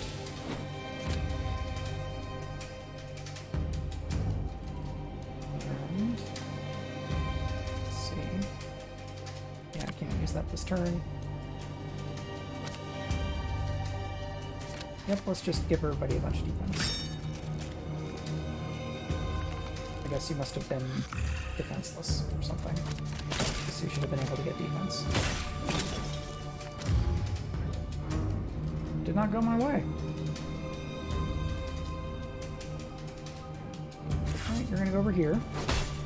And combo strike, so you're dead. And we're gonna do that. And prepare.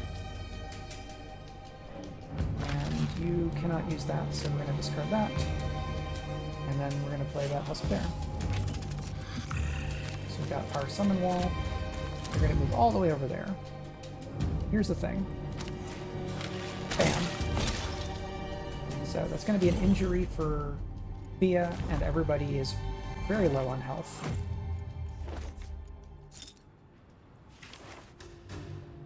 Inspiring Strike. Regroup. Gain Protected 2 on friendly characters. That sounds pretty nice. For what's going on here. Well, that might be okay on Thea, honestly, given how bad shape she's in. Let's go ahead and take that toolkit for now.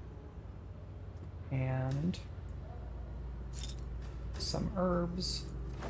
So then soon I can get another herbs and rest. Let's meditate to upgrade this elixir of power. takes our herbs, but now means that everybody is almost at full, so one more rest, because this is a mini-boss. I don't want to go in with less than full health. You approach a ruined town you believe to be the stronghold of the fanatics that took your people. A handful of large fires burn brightly nearby, and you realize from the charred remains that these are being used for sacrifices, presumably for the goddess Igna, goddess of fire. Understandable. Desperate to stop the rituals, you rush to where the prisoners are held and are immediately met by the leader of the bandits. He is flanked by a small group of warriors and calls out a challenge in the name of his goddess. This is like a barbarian leader dude. Yeah. Bandit Lord! Momentum gains +1 willpower at the start of their turn for every power active on the team. So I want to try and keep powers off of them if I can. Is what that is kind of implying to me.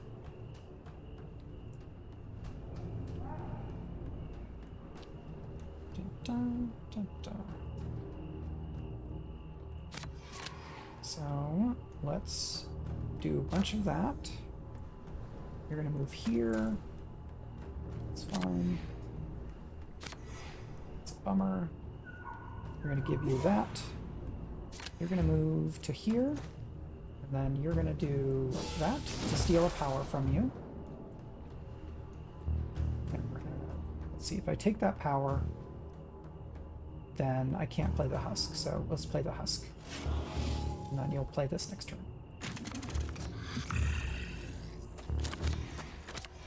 So you're going to come all the way over to him. Defend. A lot of defend.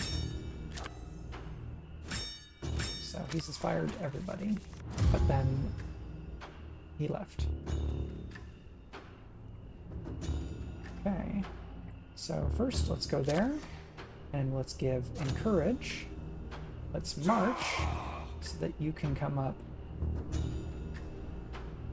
here. Yeah, you have an attack. Let's move you to there. Very nice. Let's gain protected 2 on all of our characters. And you can advance to there, which gives you this.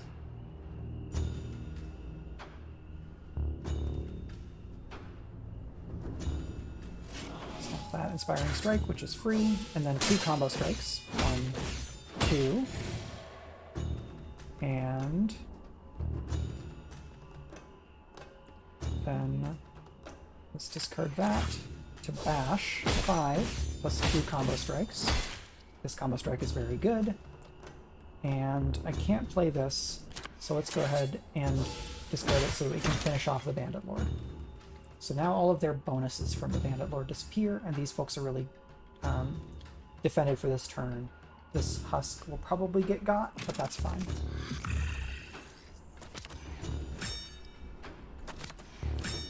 It's holding aggro. Not all of aggro, but some. And maybe now I want to play as Sand Construct. So let's move over here. Discard that. Let's give you a defensive stance.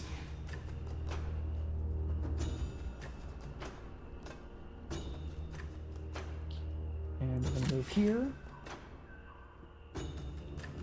So, can I play both Summoner and the Construct? I have 4, 5, 6, 7. I can. So, Summoner for you, and then Construct there.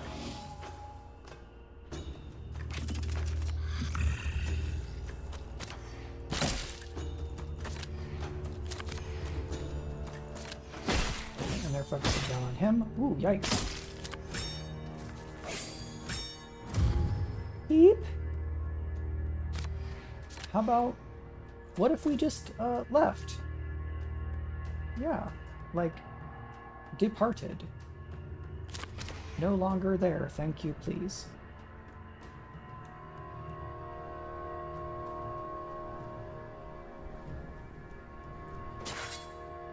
Let's go over there, hop. I want you to get over there, so that means that you're gonna do this. And you're going to leave later. So that's some damage. 3 to 7. Arcing shot. Very good.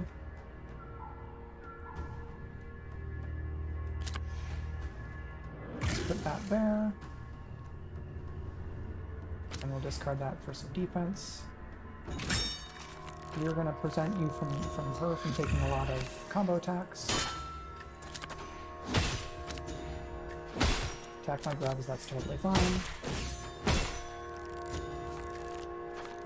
Not all of the combo attacks, but some of them. If I go here, you will hit those two with Roar. So, let's discard that and discard this. Yeah, I can do that. So we're gonna go. Yeah, actually, I wanted to. I want you to go here so that you can go here. Yeah, so that hit both of them. Very nice.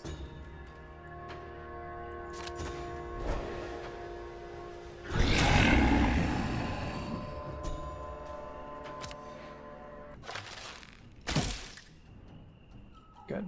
Got rid of the offensive stance. I could have moved over and gotten that combo strike and this would be over, unfortunately. So, let's get rid of that and use a defense. We're going to need a rest after this, unfortunately. Don't remember whether... yeah, go after the sand construct, that's fine. See how well that goes for you.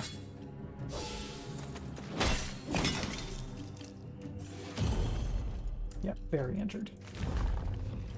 I don't remember if we get a heal after a mini-boss. You quickly grab an item of power from the Fanatic's leader before turning to confront the rest of your foes. The rest?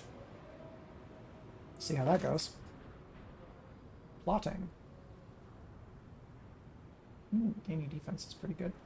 Create a ranged attack card from a choice of 3 and reduce its cost by 1. This card can only be upgraded in battle.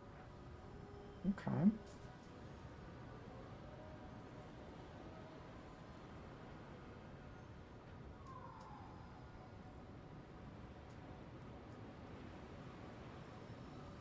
Go ahead and replace that other one, so we've both got elixirs of power.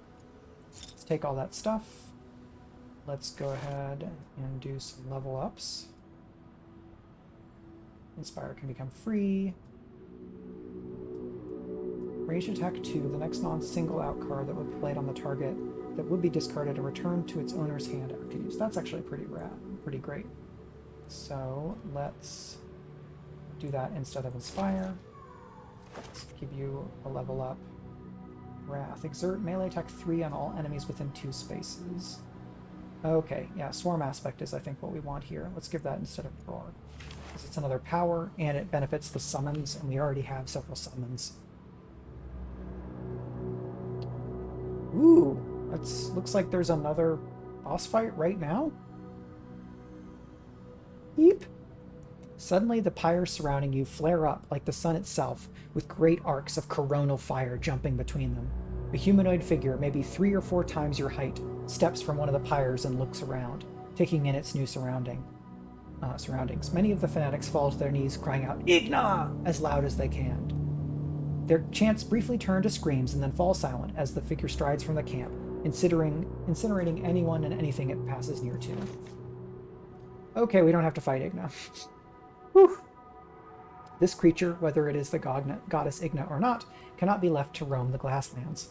One of the rescued hunters admits that she had met and befriended an elven mystic who could help, taking refuge in an underground dwarven town in the direction the creature is headed. Our next objective, find the elven refuge. Okay, so she recovers her cracked skull, and everybody gets 4 health back. So he's still at 8, but the others are fine. So we got some stuff. It's a big hammer. Is that a big hammer? It is a big hammer. And let's decide what our legendary is going to be.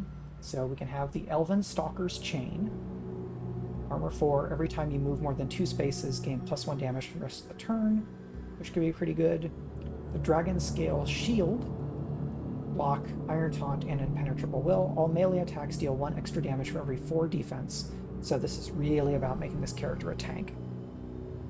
Elven Burial Pendant. Quality 1, but whenever you draw or create a card on your turn and your hand is not full, there's a 50% chance to create a duplicate of that card in your hand. Your maximum hand size is reduced to 4. So that's probably good more for Mikkel because of all of his creating of cards, but hand size of 4 is not as great. I think I'd have to manage it. Gives you channeling, offensive stance, and quick step. So these are all interesting options. I'm curious to hear from folks who are watching live in chat what they prefer. So Elven Stalker's Chain is like movement and attack. The Dragon Scale Shield is about tanking, but you do get melee attack bonus for having more defense. The Elven Burial Pendant has the interesting 50% chance to duplicate a card in your hand, but you lose a little bit of hand size. It gives you channeling, offensive stance, and quick step. I don't want to take this because I don't have any other legendaries yet.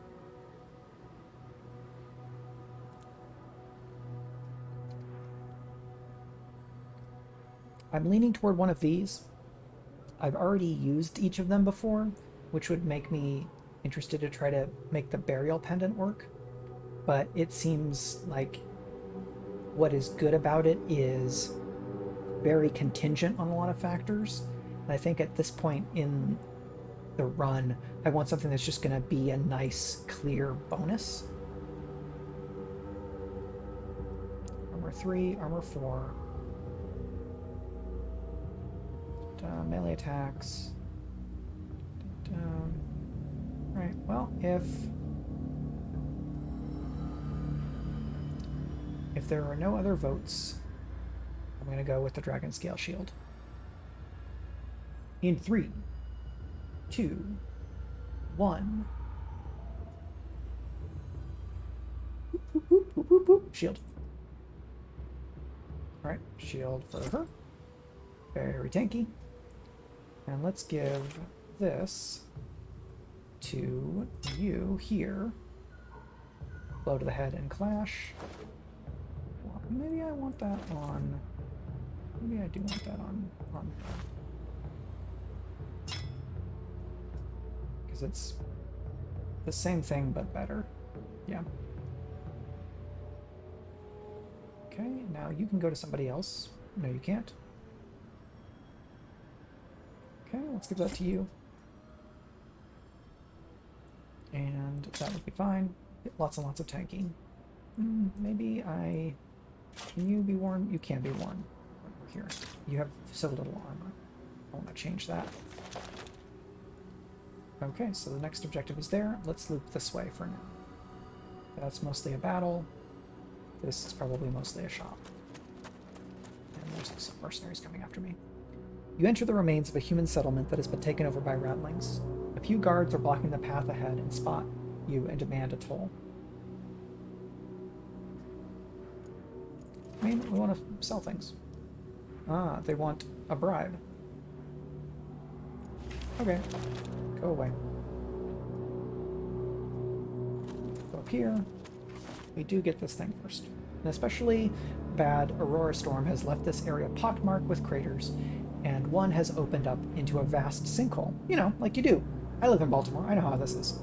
Some distance beneath you, you can see part of a vaulted ceiling and at least a dozen ancient barrels. Try to climb down the dangerous sinkhole, 50-50 between reward and health damage, or scour the area for anything interesting. Now let's just take the money.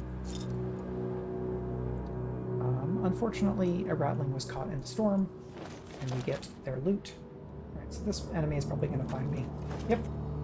A well-armed group of human mercenaries stops you and demands you hand over a stolen heirloom or face justice. You try to reason with them, but they seem convinced that you are thieves. I mean, maybe we are thieves, but I don't want to give stuff up. So, we've got two human wardens and a human bounty hunter. Oh man, I wish I could get rid of this shaken. I don't remember what it takes to do that. Grib.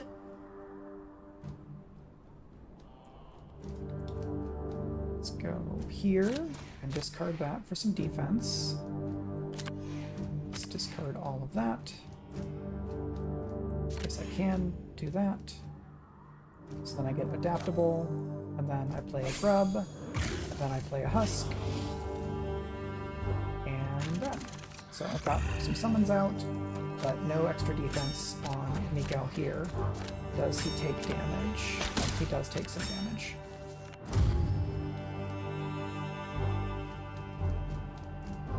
Alright, let's do that. Let's move here. There. So I'm going to go to here, and then I'm going to Iron Taunt, because that gives me a bunch of defense. And then my melee attacks are going to get +3 damage right now, which is expressed here, and that's pretty cool. So let's go to here. Now you can go there. Rage! I would like to rage, is what Grog says. So this is going to go up here. And then you're going to go over here to get in the way. This is going to go there to do a bunch of damage. Get rid of your shield wall. Do that, and then an arcing shot, which might kill you. Nope, leaves you with 1. But I can discard this Feral Lunge and just zap you. And I get this power. You lose defense at the start of your turn. Well, let's see about that. What are you gonna do? Some defense. Pull my poor little husk in to murderate them.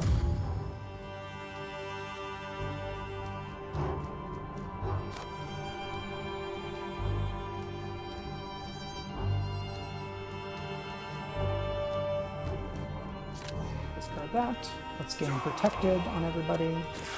Let's go over here and do that. It's gonna be nice.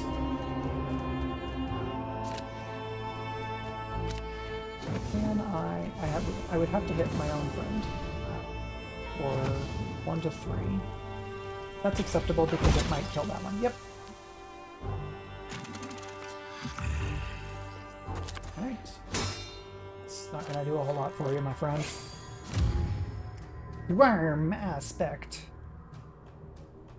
So it's not gonna do anything just yet.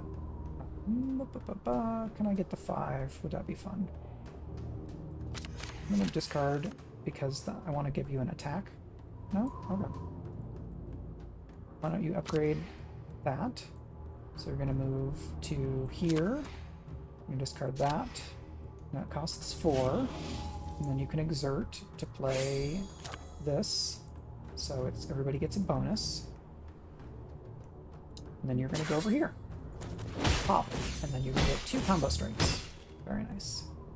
And it gets to activate again. Whoa, very cool. Okay, I didn't know that. Wasn't sure that activate on a summon meant they got to attack. That makes this very good. And how about one of that for you?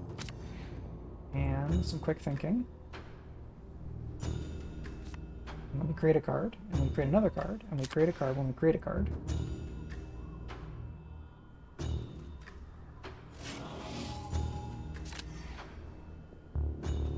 Go here, and then zap, and that finishes the fight. Cool. A little bit of health damage on you. Not bad just yet. Horse Rod. I don't know that I'm going to use that. Shatter Arrow again is an option. Resourceful, whenever you draw 1 or more cards during your turn, draw an additional card. This power loses 1 resilience. All effects that target randomly affect 1 additional target. Interesting. Replace each other card in your hand with a choice from 3 random cards costing 1 more willpower, then reduce its cost by 2. I've used Metamorphosis before, it's pretty fun. Let's do a Shatter Arrow instead of one of these flasks.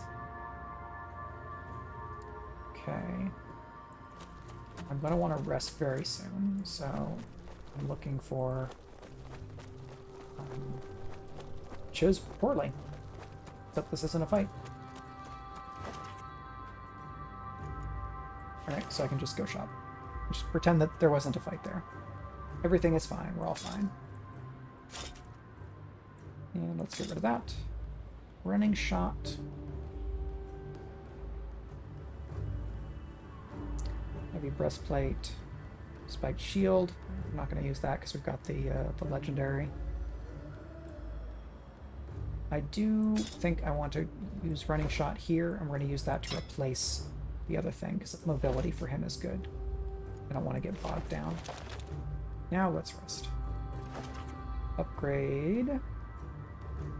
Let's go ahead and upgrade that because some of these other greens I would like to be able to replace.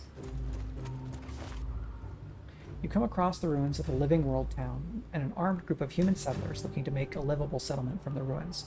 They are well stocked and offer to let you rest here as long as you want. I don't want to take your stuff. Yeah, that's fine. Yeah, we're good. Let's go over here. In the remains of a human town, you spot a peculiar sight. How do you pick apart? There is a lone ratling, overloading a pack lizard with dozens of tattered human garments. Sure. Escort Rattling Tailor. Side quest that way. Alright. We're gonna rest now because there's a bunch of stuff in the way. Because as soon as I go in there, it's going to be fight. Yep, so here are these Ozilids. And their decks say they basically just have attacks and stalk, so they do combo strikes. So I want to see if I can get rid of one or two of these before they can get to me. So prepare, and a giant grub on you will be great. Why don't you get that? Oh, that's not what I wanted. I wanted one of these.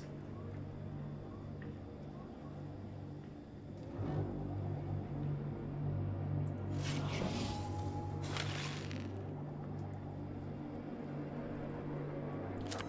Right. Go ahead and play that, because we're plus is strong. Play that here, and we'll get some defense. Not the most impressive first turn, but we've got the grub out. Enemies are going to come up on us. We've got all this solid wall here, so he's protected. They're racking up some defense. They're staying together pretty well.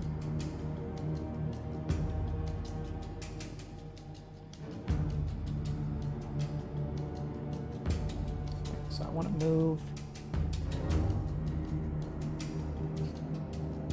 you here. I guess then I can move you here.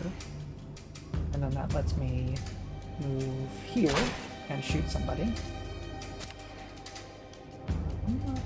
I won't have remaining cards in hand, but that's still range 3.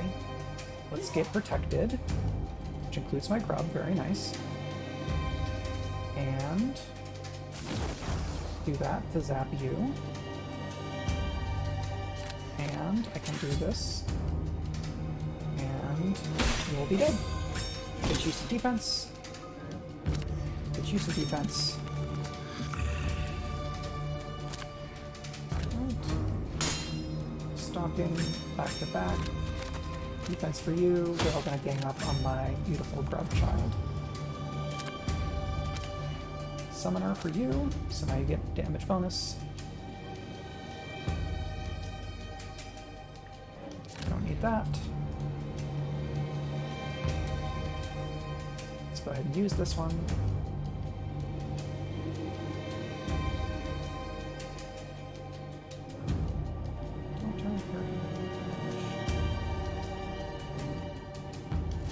This seems pretty fun, right? Zap. That was fun.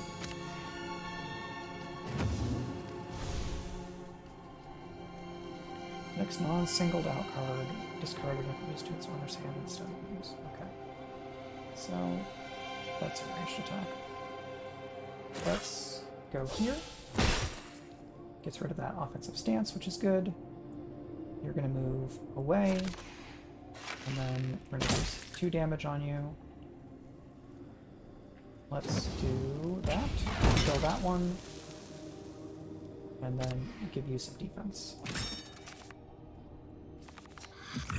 So, Fia is shaken again. I'm going to team up on my poor beautiful grub. Fortunately, there's a new summon where that one came from. I'm going to move you away. Flash. March. Here and here. You have the power, so you're going to get to that lunge, which is very nice. You play that to give yourself some backup. And then another big hit. And why don't you discard that so that next turn you can do your aim shot. Swipe. Move and take out the husk. I do have more summons where that comes from, if you would really like. Alright, I'm going to move over here, because then I can do... That gets you out of the way, and then let's just finish this up. Very good.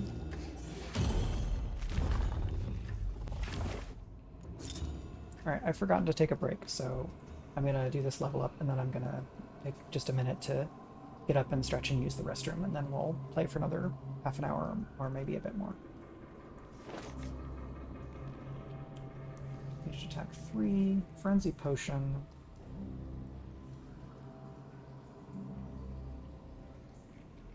Okay, we're going to replace Advance with Distract, because it's just plain better. So, I'm going to come over here. We're going to do back in a minute. And first, I'm going to do, as a reminder, when I stream, and how you can support the stream. I'll be right back.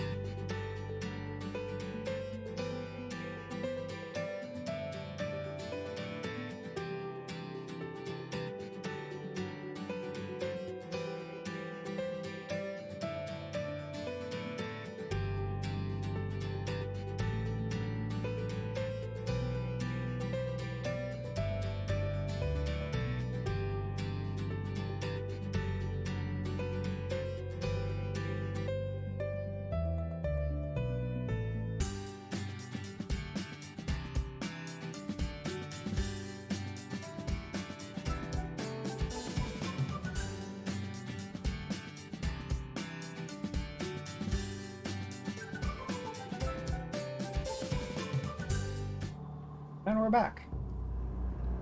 Just a short break, since it was slightly overdue. And now we're going to go in here for the side quest, and then we're going to go up there for the next main objective. Find the underground river.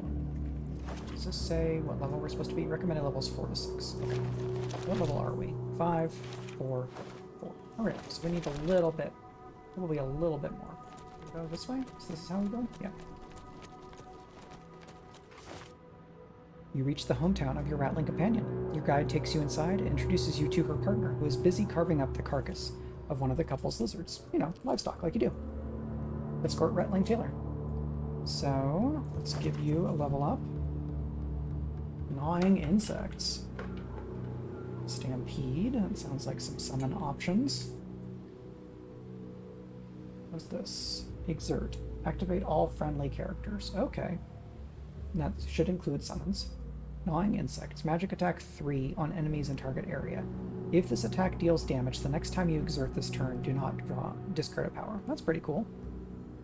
You can upgrade the grub. It gains 1 damage and only 1 health. Lunge becomes more powerful. Magic attack 2.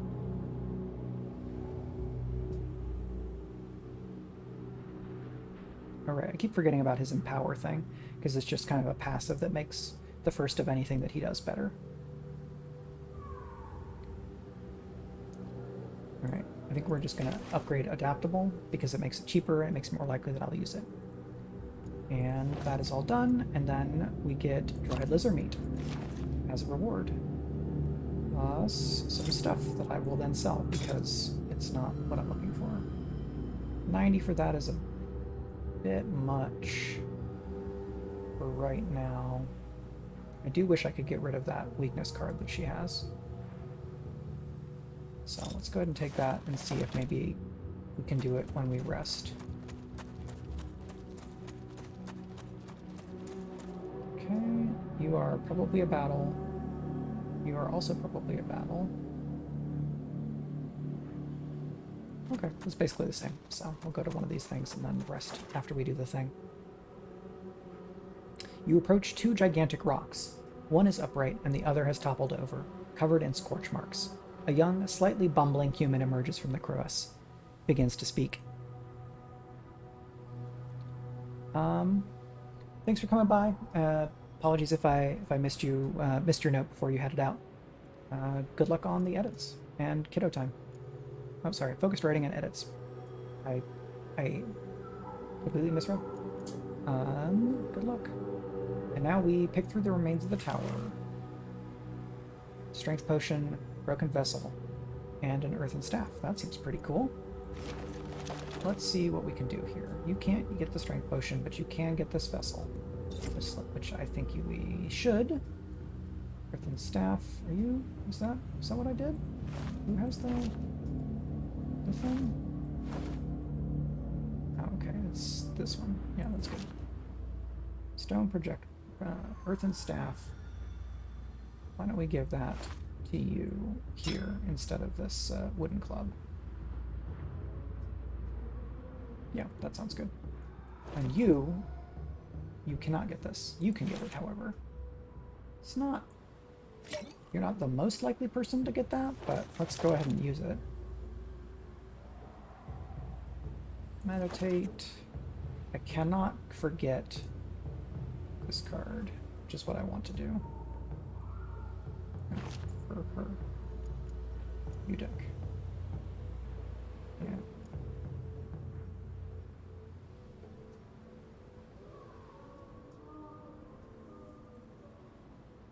Group.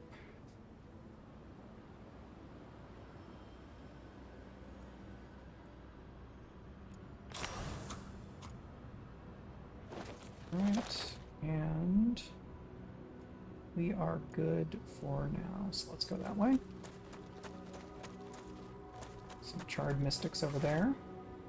Through their constant heroism in the face of danger, Rin has become an inspiration to the rest of the party. That's very nice. Good to have a positive trait along with the negative one that I got for my overzealousness. You enter a settlement that feels like it's been recently abandoned. You notice that a number of houses have black marks painted on the door. There's a man ahead wheeling a cart piled up with bodies. Yeep. Salvage what you can, scavenging a couple of useful things. Do we get weakness? No. We can take shelter, in fact. So, this club, this is only going to be for him. Tome, no. You can use this, which is feint and double strike. I don't think I want to move you that much forward melee because you are still pretty squishy. But let's go over here and get some materials first. A strange bluish fire erupts from the ground here. Mikkel identifies this phenomenon as a soul fire. It is possible that your soul-scarred group will be able to absorb the experience of some of those obliterated by the cataclysm by entering the fire. I mean, health damage is not great, but getting free level up is pretty cool.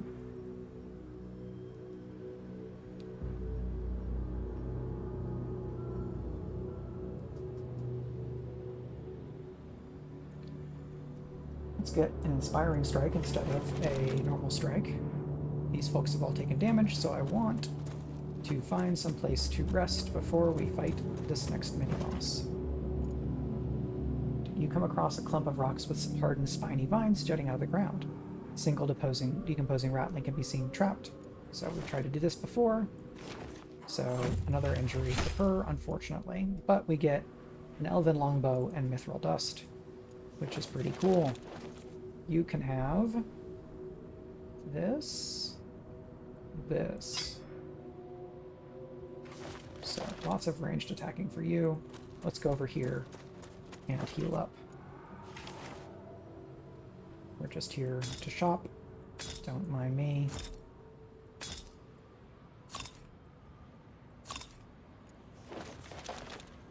Ow. Hone item. Interesting. No, I don't want to hone. Let's wait. And rest. Rest. Rest. I hate to do 3 in a row, but I was not sure how far away the thing. Attack from marauders under an aurora storm. Let's try to help. So we got bandit archers and a bandit robber, so they're going to want to do some ranged attacks on us.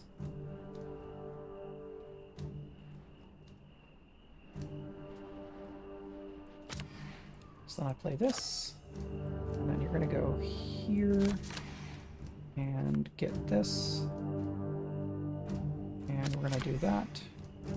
You're going to move to here,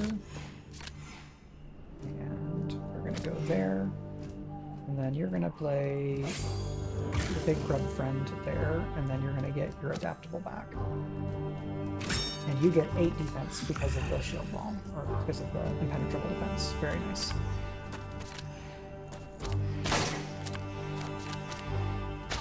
And a bunch of shots. So 2 Deadeyes is not great. I would like them to not be so Deadeye. So let's move to... Oh, you're going to go here. You're going to move up. If I can hit something that is ranged attack 6, so... And if I can do 2 damage to somebody, then this thing can kill them. Yep. So let's move up, and then we do this, because they die before they can get the defense. And then you can stay there. You're going to discard both of those, and you're going to take some damage. And one of them got zapped by the lightning from the Aurora Storm, which is pretty good. Okay, some shots on her, and some more shots on her. So let's get her defensive stance. Let's go over there. I don't think we're going to use you at this point, sorry.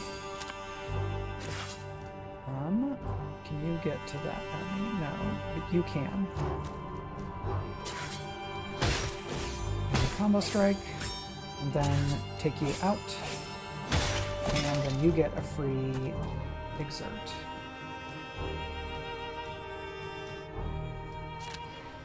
Yeah, why don't you take a wind up? And do some damage. Cool.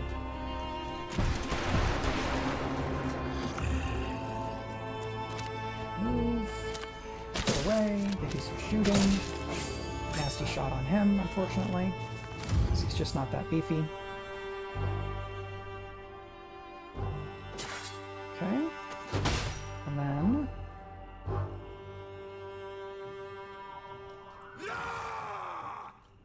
why don't I move to here? And then we can just make you go away. And you're going to get that. We're going to get March, which is free move. We're out of the storm. And I'm going to make... I guess I can't do that on myself. But here's a big, beefy attack for 12. So you took some damage again. It means I will want to rest. It's a helm.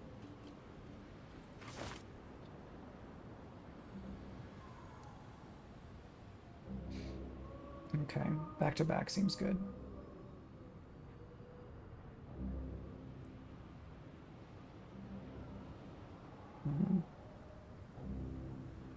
Let's make that even better. And let's take some of these. I'm gonna keep that. Thank you.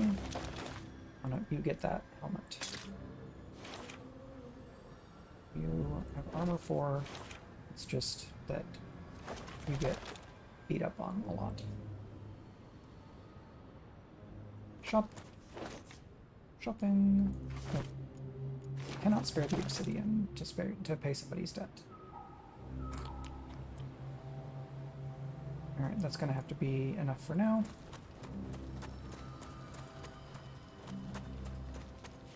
Alright, this will probably be the last thing we do today, because I have some GM prep to do. You enter the ruined dwarven town, marveling at the colossal pillars still standing after centuries. The party runs the direction of inhuman screams coming from the west, and after a few minutes of travel, you come across clear signs of battle. By the time, it appears you have missed a vicious confrontation. Only 2 figures remain standing, a battered elf slumped against a wall and a monstrous humanoid creature towering over him.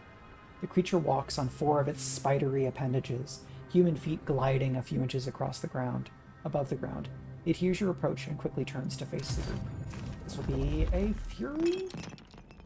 Fury Lich. Icy presence. At the start of your turn, inflict chilled on all enemies within 2 spaces.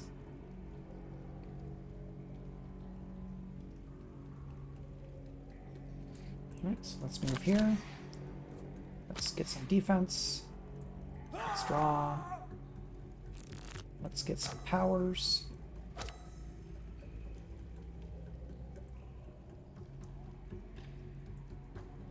Let's discard that, but we're going to move here.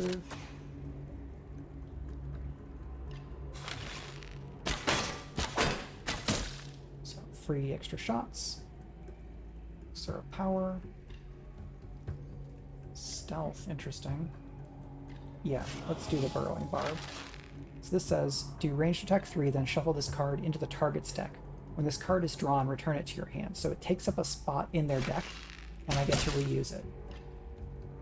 So that's good. 4 to 8, 3, absolutely. Oh, another 5. Some good damage for the first turn. So you move, evocation, all cards deal +1 damage. For every character they hit. Frosting over here, only together. Okay. So they drew the Burrowing Barb, and it comes back to me right away. So let's move. Get to draw that for free. And then we get to move 4. And we do that. So the next single out card. Don't have range on you.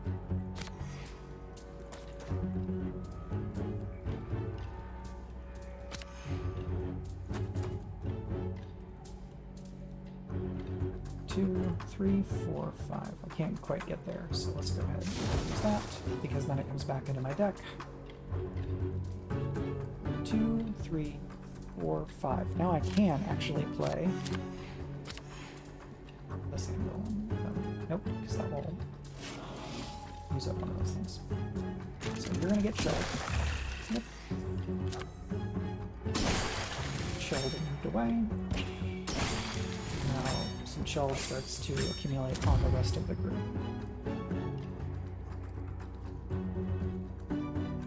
So you're gonna move. You're gonna get Summoner. And then we're gonna do that for some nice buffing. And you're gonna get to upgrade that. And you're gonna move down here. Yes, love it.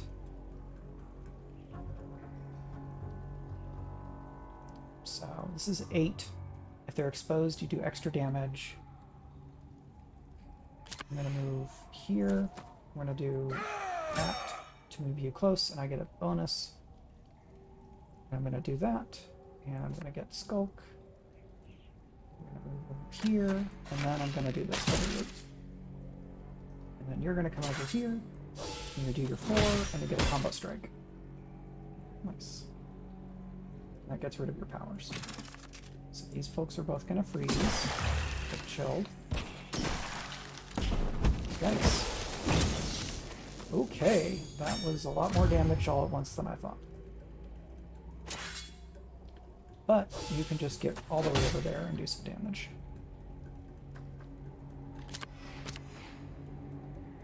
And let's go here, and then let's play that. And we'll discard that. And I guess you're already done? Yeah, because you attacked. So they get chilled. You stole my summoner power. Get willpower. Use that. Move people around. So you're chilled, so you're only going to get 1 move. That's the thing about the summons, is that's a bummer, is that when they get chilled, they really don't. They lose a lot of their ability to get up into the fight. But I can move you here, and then I can do this, and you get exposed. You can go here.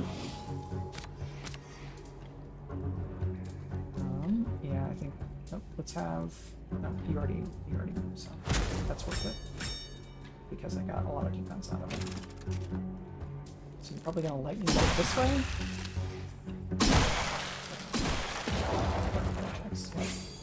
Yeah, so it's just gonna take so long for them to be able to get to you. So 1, 2. All right, you move there.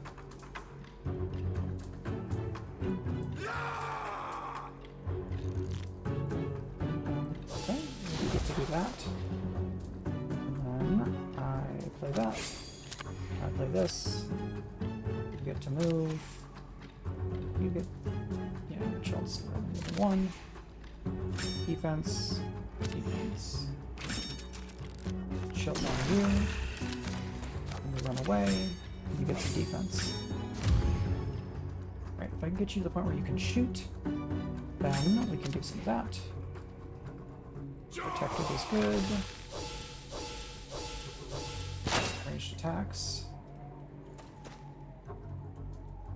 I don't have anything to let you move. You get to move. You are exerting, which means that you get to attack, which is very nice. You get that, and then I move you here, and then let's go ahead and move up there. So we're getting all the way in on the Lich, but it's got some tricks up its sleeve. Yeah. Knocking around, move me, chill me some more. Take away my stuff. So, lots of good times.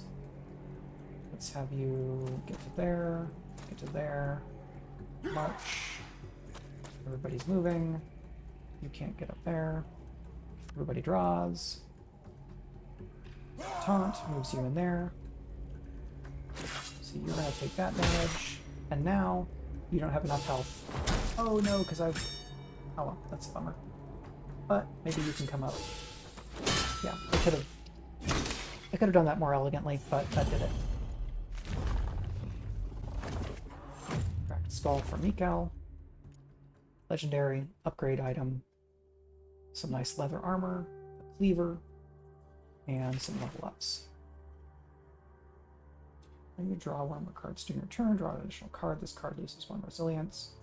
All of your random... So I don't really have... I guess I have this random anyway.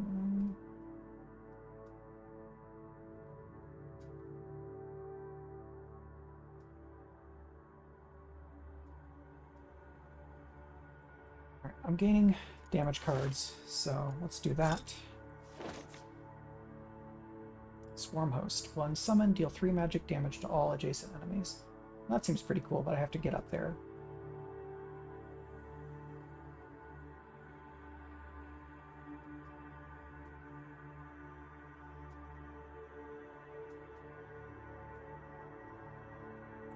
Let's go ahead and use that adapt because it comes up so often.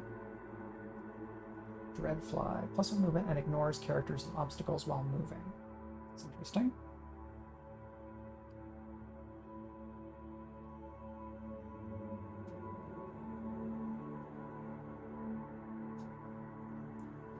Let's go ahead and put that instead of your other melee. The injured elf is initially wary of your approach, but is unable to resist or run away in his terminal state. You ask him for any information on the Titan that has already caused so much devastation across Ash. The elf listens carefully and confirms that the figure you saw is not a goddess, rather an abomination created during the Cataclysm. The elf explains that the planar can be rebound to the astral plane through a powerful incantation. Unfortunately, the details of the incantation have been lost to him for several decades. His people were driven from a surface town where they had previously settled by a colony of ratlings looking to expand. They had to leave many of their possessions behind to avoid bloodshed. So we're going to track down the Elven ritual tome. Recovery, which is good on both of those folks. More herbs, which maybe means that I can get rid of that other weakness card. And I think the last thing we'll do today is pick this legendary item. So we can have Duntag's Crown. The first time your talent triggers each turn, refresh it. So on her, it would give us more willpower. On Rin, it would give more bonuses to the attacks. On Mikal, it would upgrade more cards. Head Rush, Aggression, Battle Ready. Battle Ready costs 4, but each character creates 2 cards in their hand from a choice of Shiv, Simple Shot, and Garge. So you just could like beef up and play a bunch of cards. Ravi's Mantle. Oh, I think this is what I want because I want to make Rin not so weak, and getting him closer means that his summons are better. So that's very, yeah, it's going to be this one. So you get that. Armor 5 is much better. You elite offensive stance, defensive stance, 3 armor, 3 armor, 3 armor. Okay, maybe I don't need that then. You're the one who can use the cleaver, so let's put that there. So we have finished step 2, step 3, and step 4. We want to be levels 6 through 8 for the ritual tome. We are level 6, 6, 7. So we could just go right there, but got a bit of a crick in my neck, and I think I'm going to call it there. So first, we're going to remind everyone that we are very close to the 50 followers. That is the first target to be able to qualify for affiliate. And you can watch me play in fun actual play shows on Speculate, co-hosted with Brandon O'Brien and Gregory A. Wilson. We are playing The Case of the Cindered Seal this Sunday, November 14th. I'm double checking the time to make sure that I'm not wrong. Yep, so at 7 p.m. Eastern, we'll be playing Case of the Cindered Seal, which is a Blaze in the Dark actual play using a custom Fugitives play sheet that Brandon created. And on Sunday at 1 p.m. I will be streaming games like this, I may be playing Inscription again. I got a bit frustrated with Inscription, but I also feel like I'm very close to being able to kind of break past where I've been stymied so far. And it's a fun game to stream because it's just constantly throwing weird stuff at you. So that's probably what I'll be up to. Best way to support the channel is by going to my Patreon and becoming a subscriber there, which will get you essays on writing, gaming, and publishing, works in progress, including the Genre Nuts role-playing game, and cute pictures of my wonderful dog, Oreo. Otherwise, I will see you next time. Bye!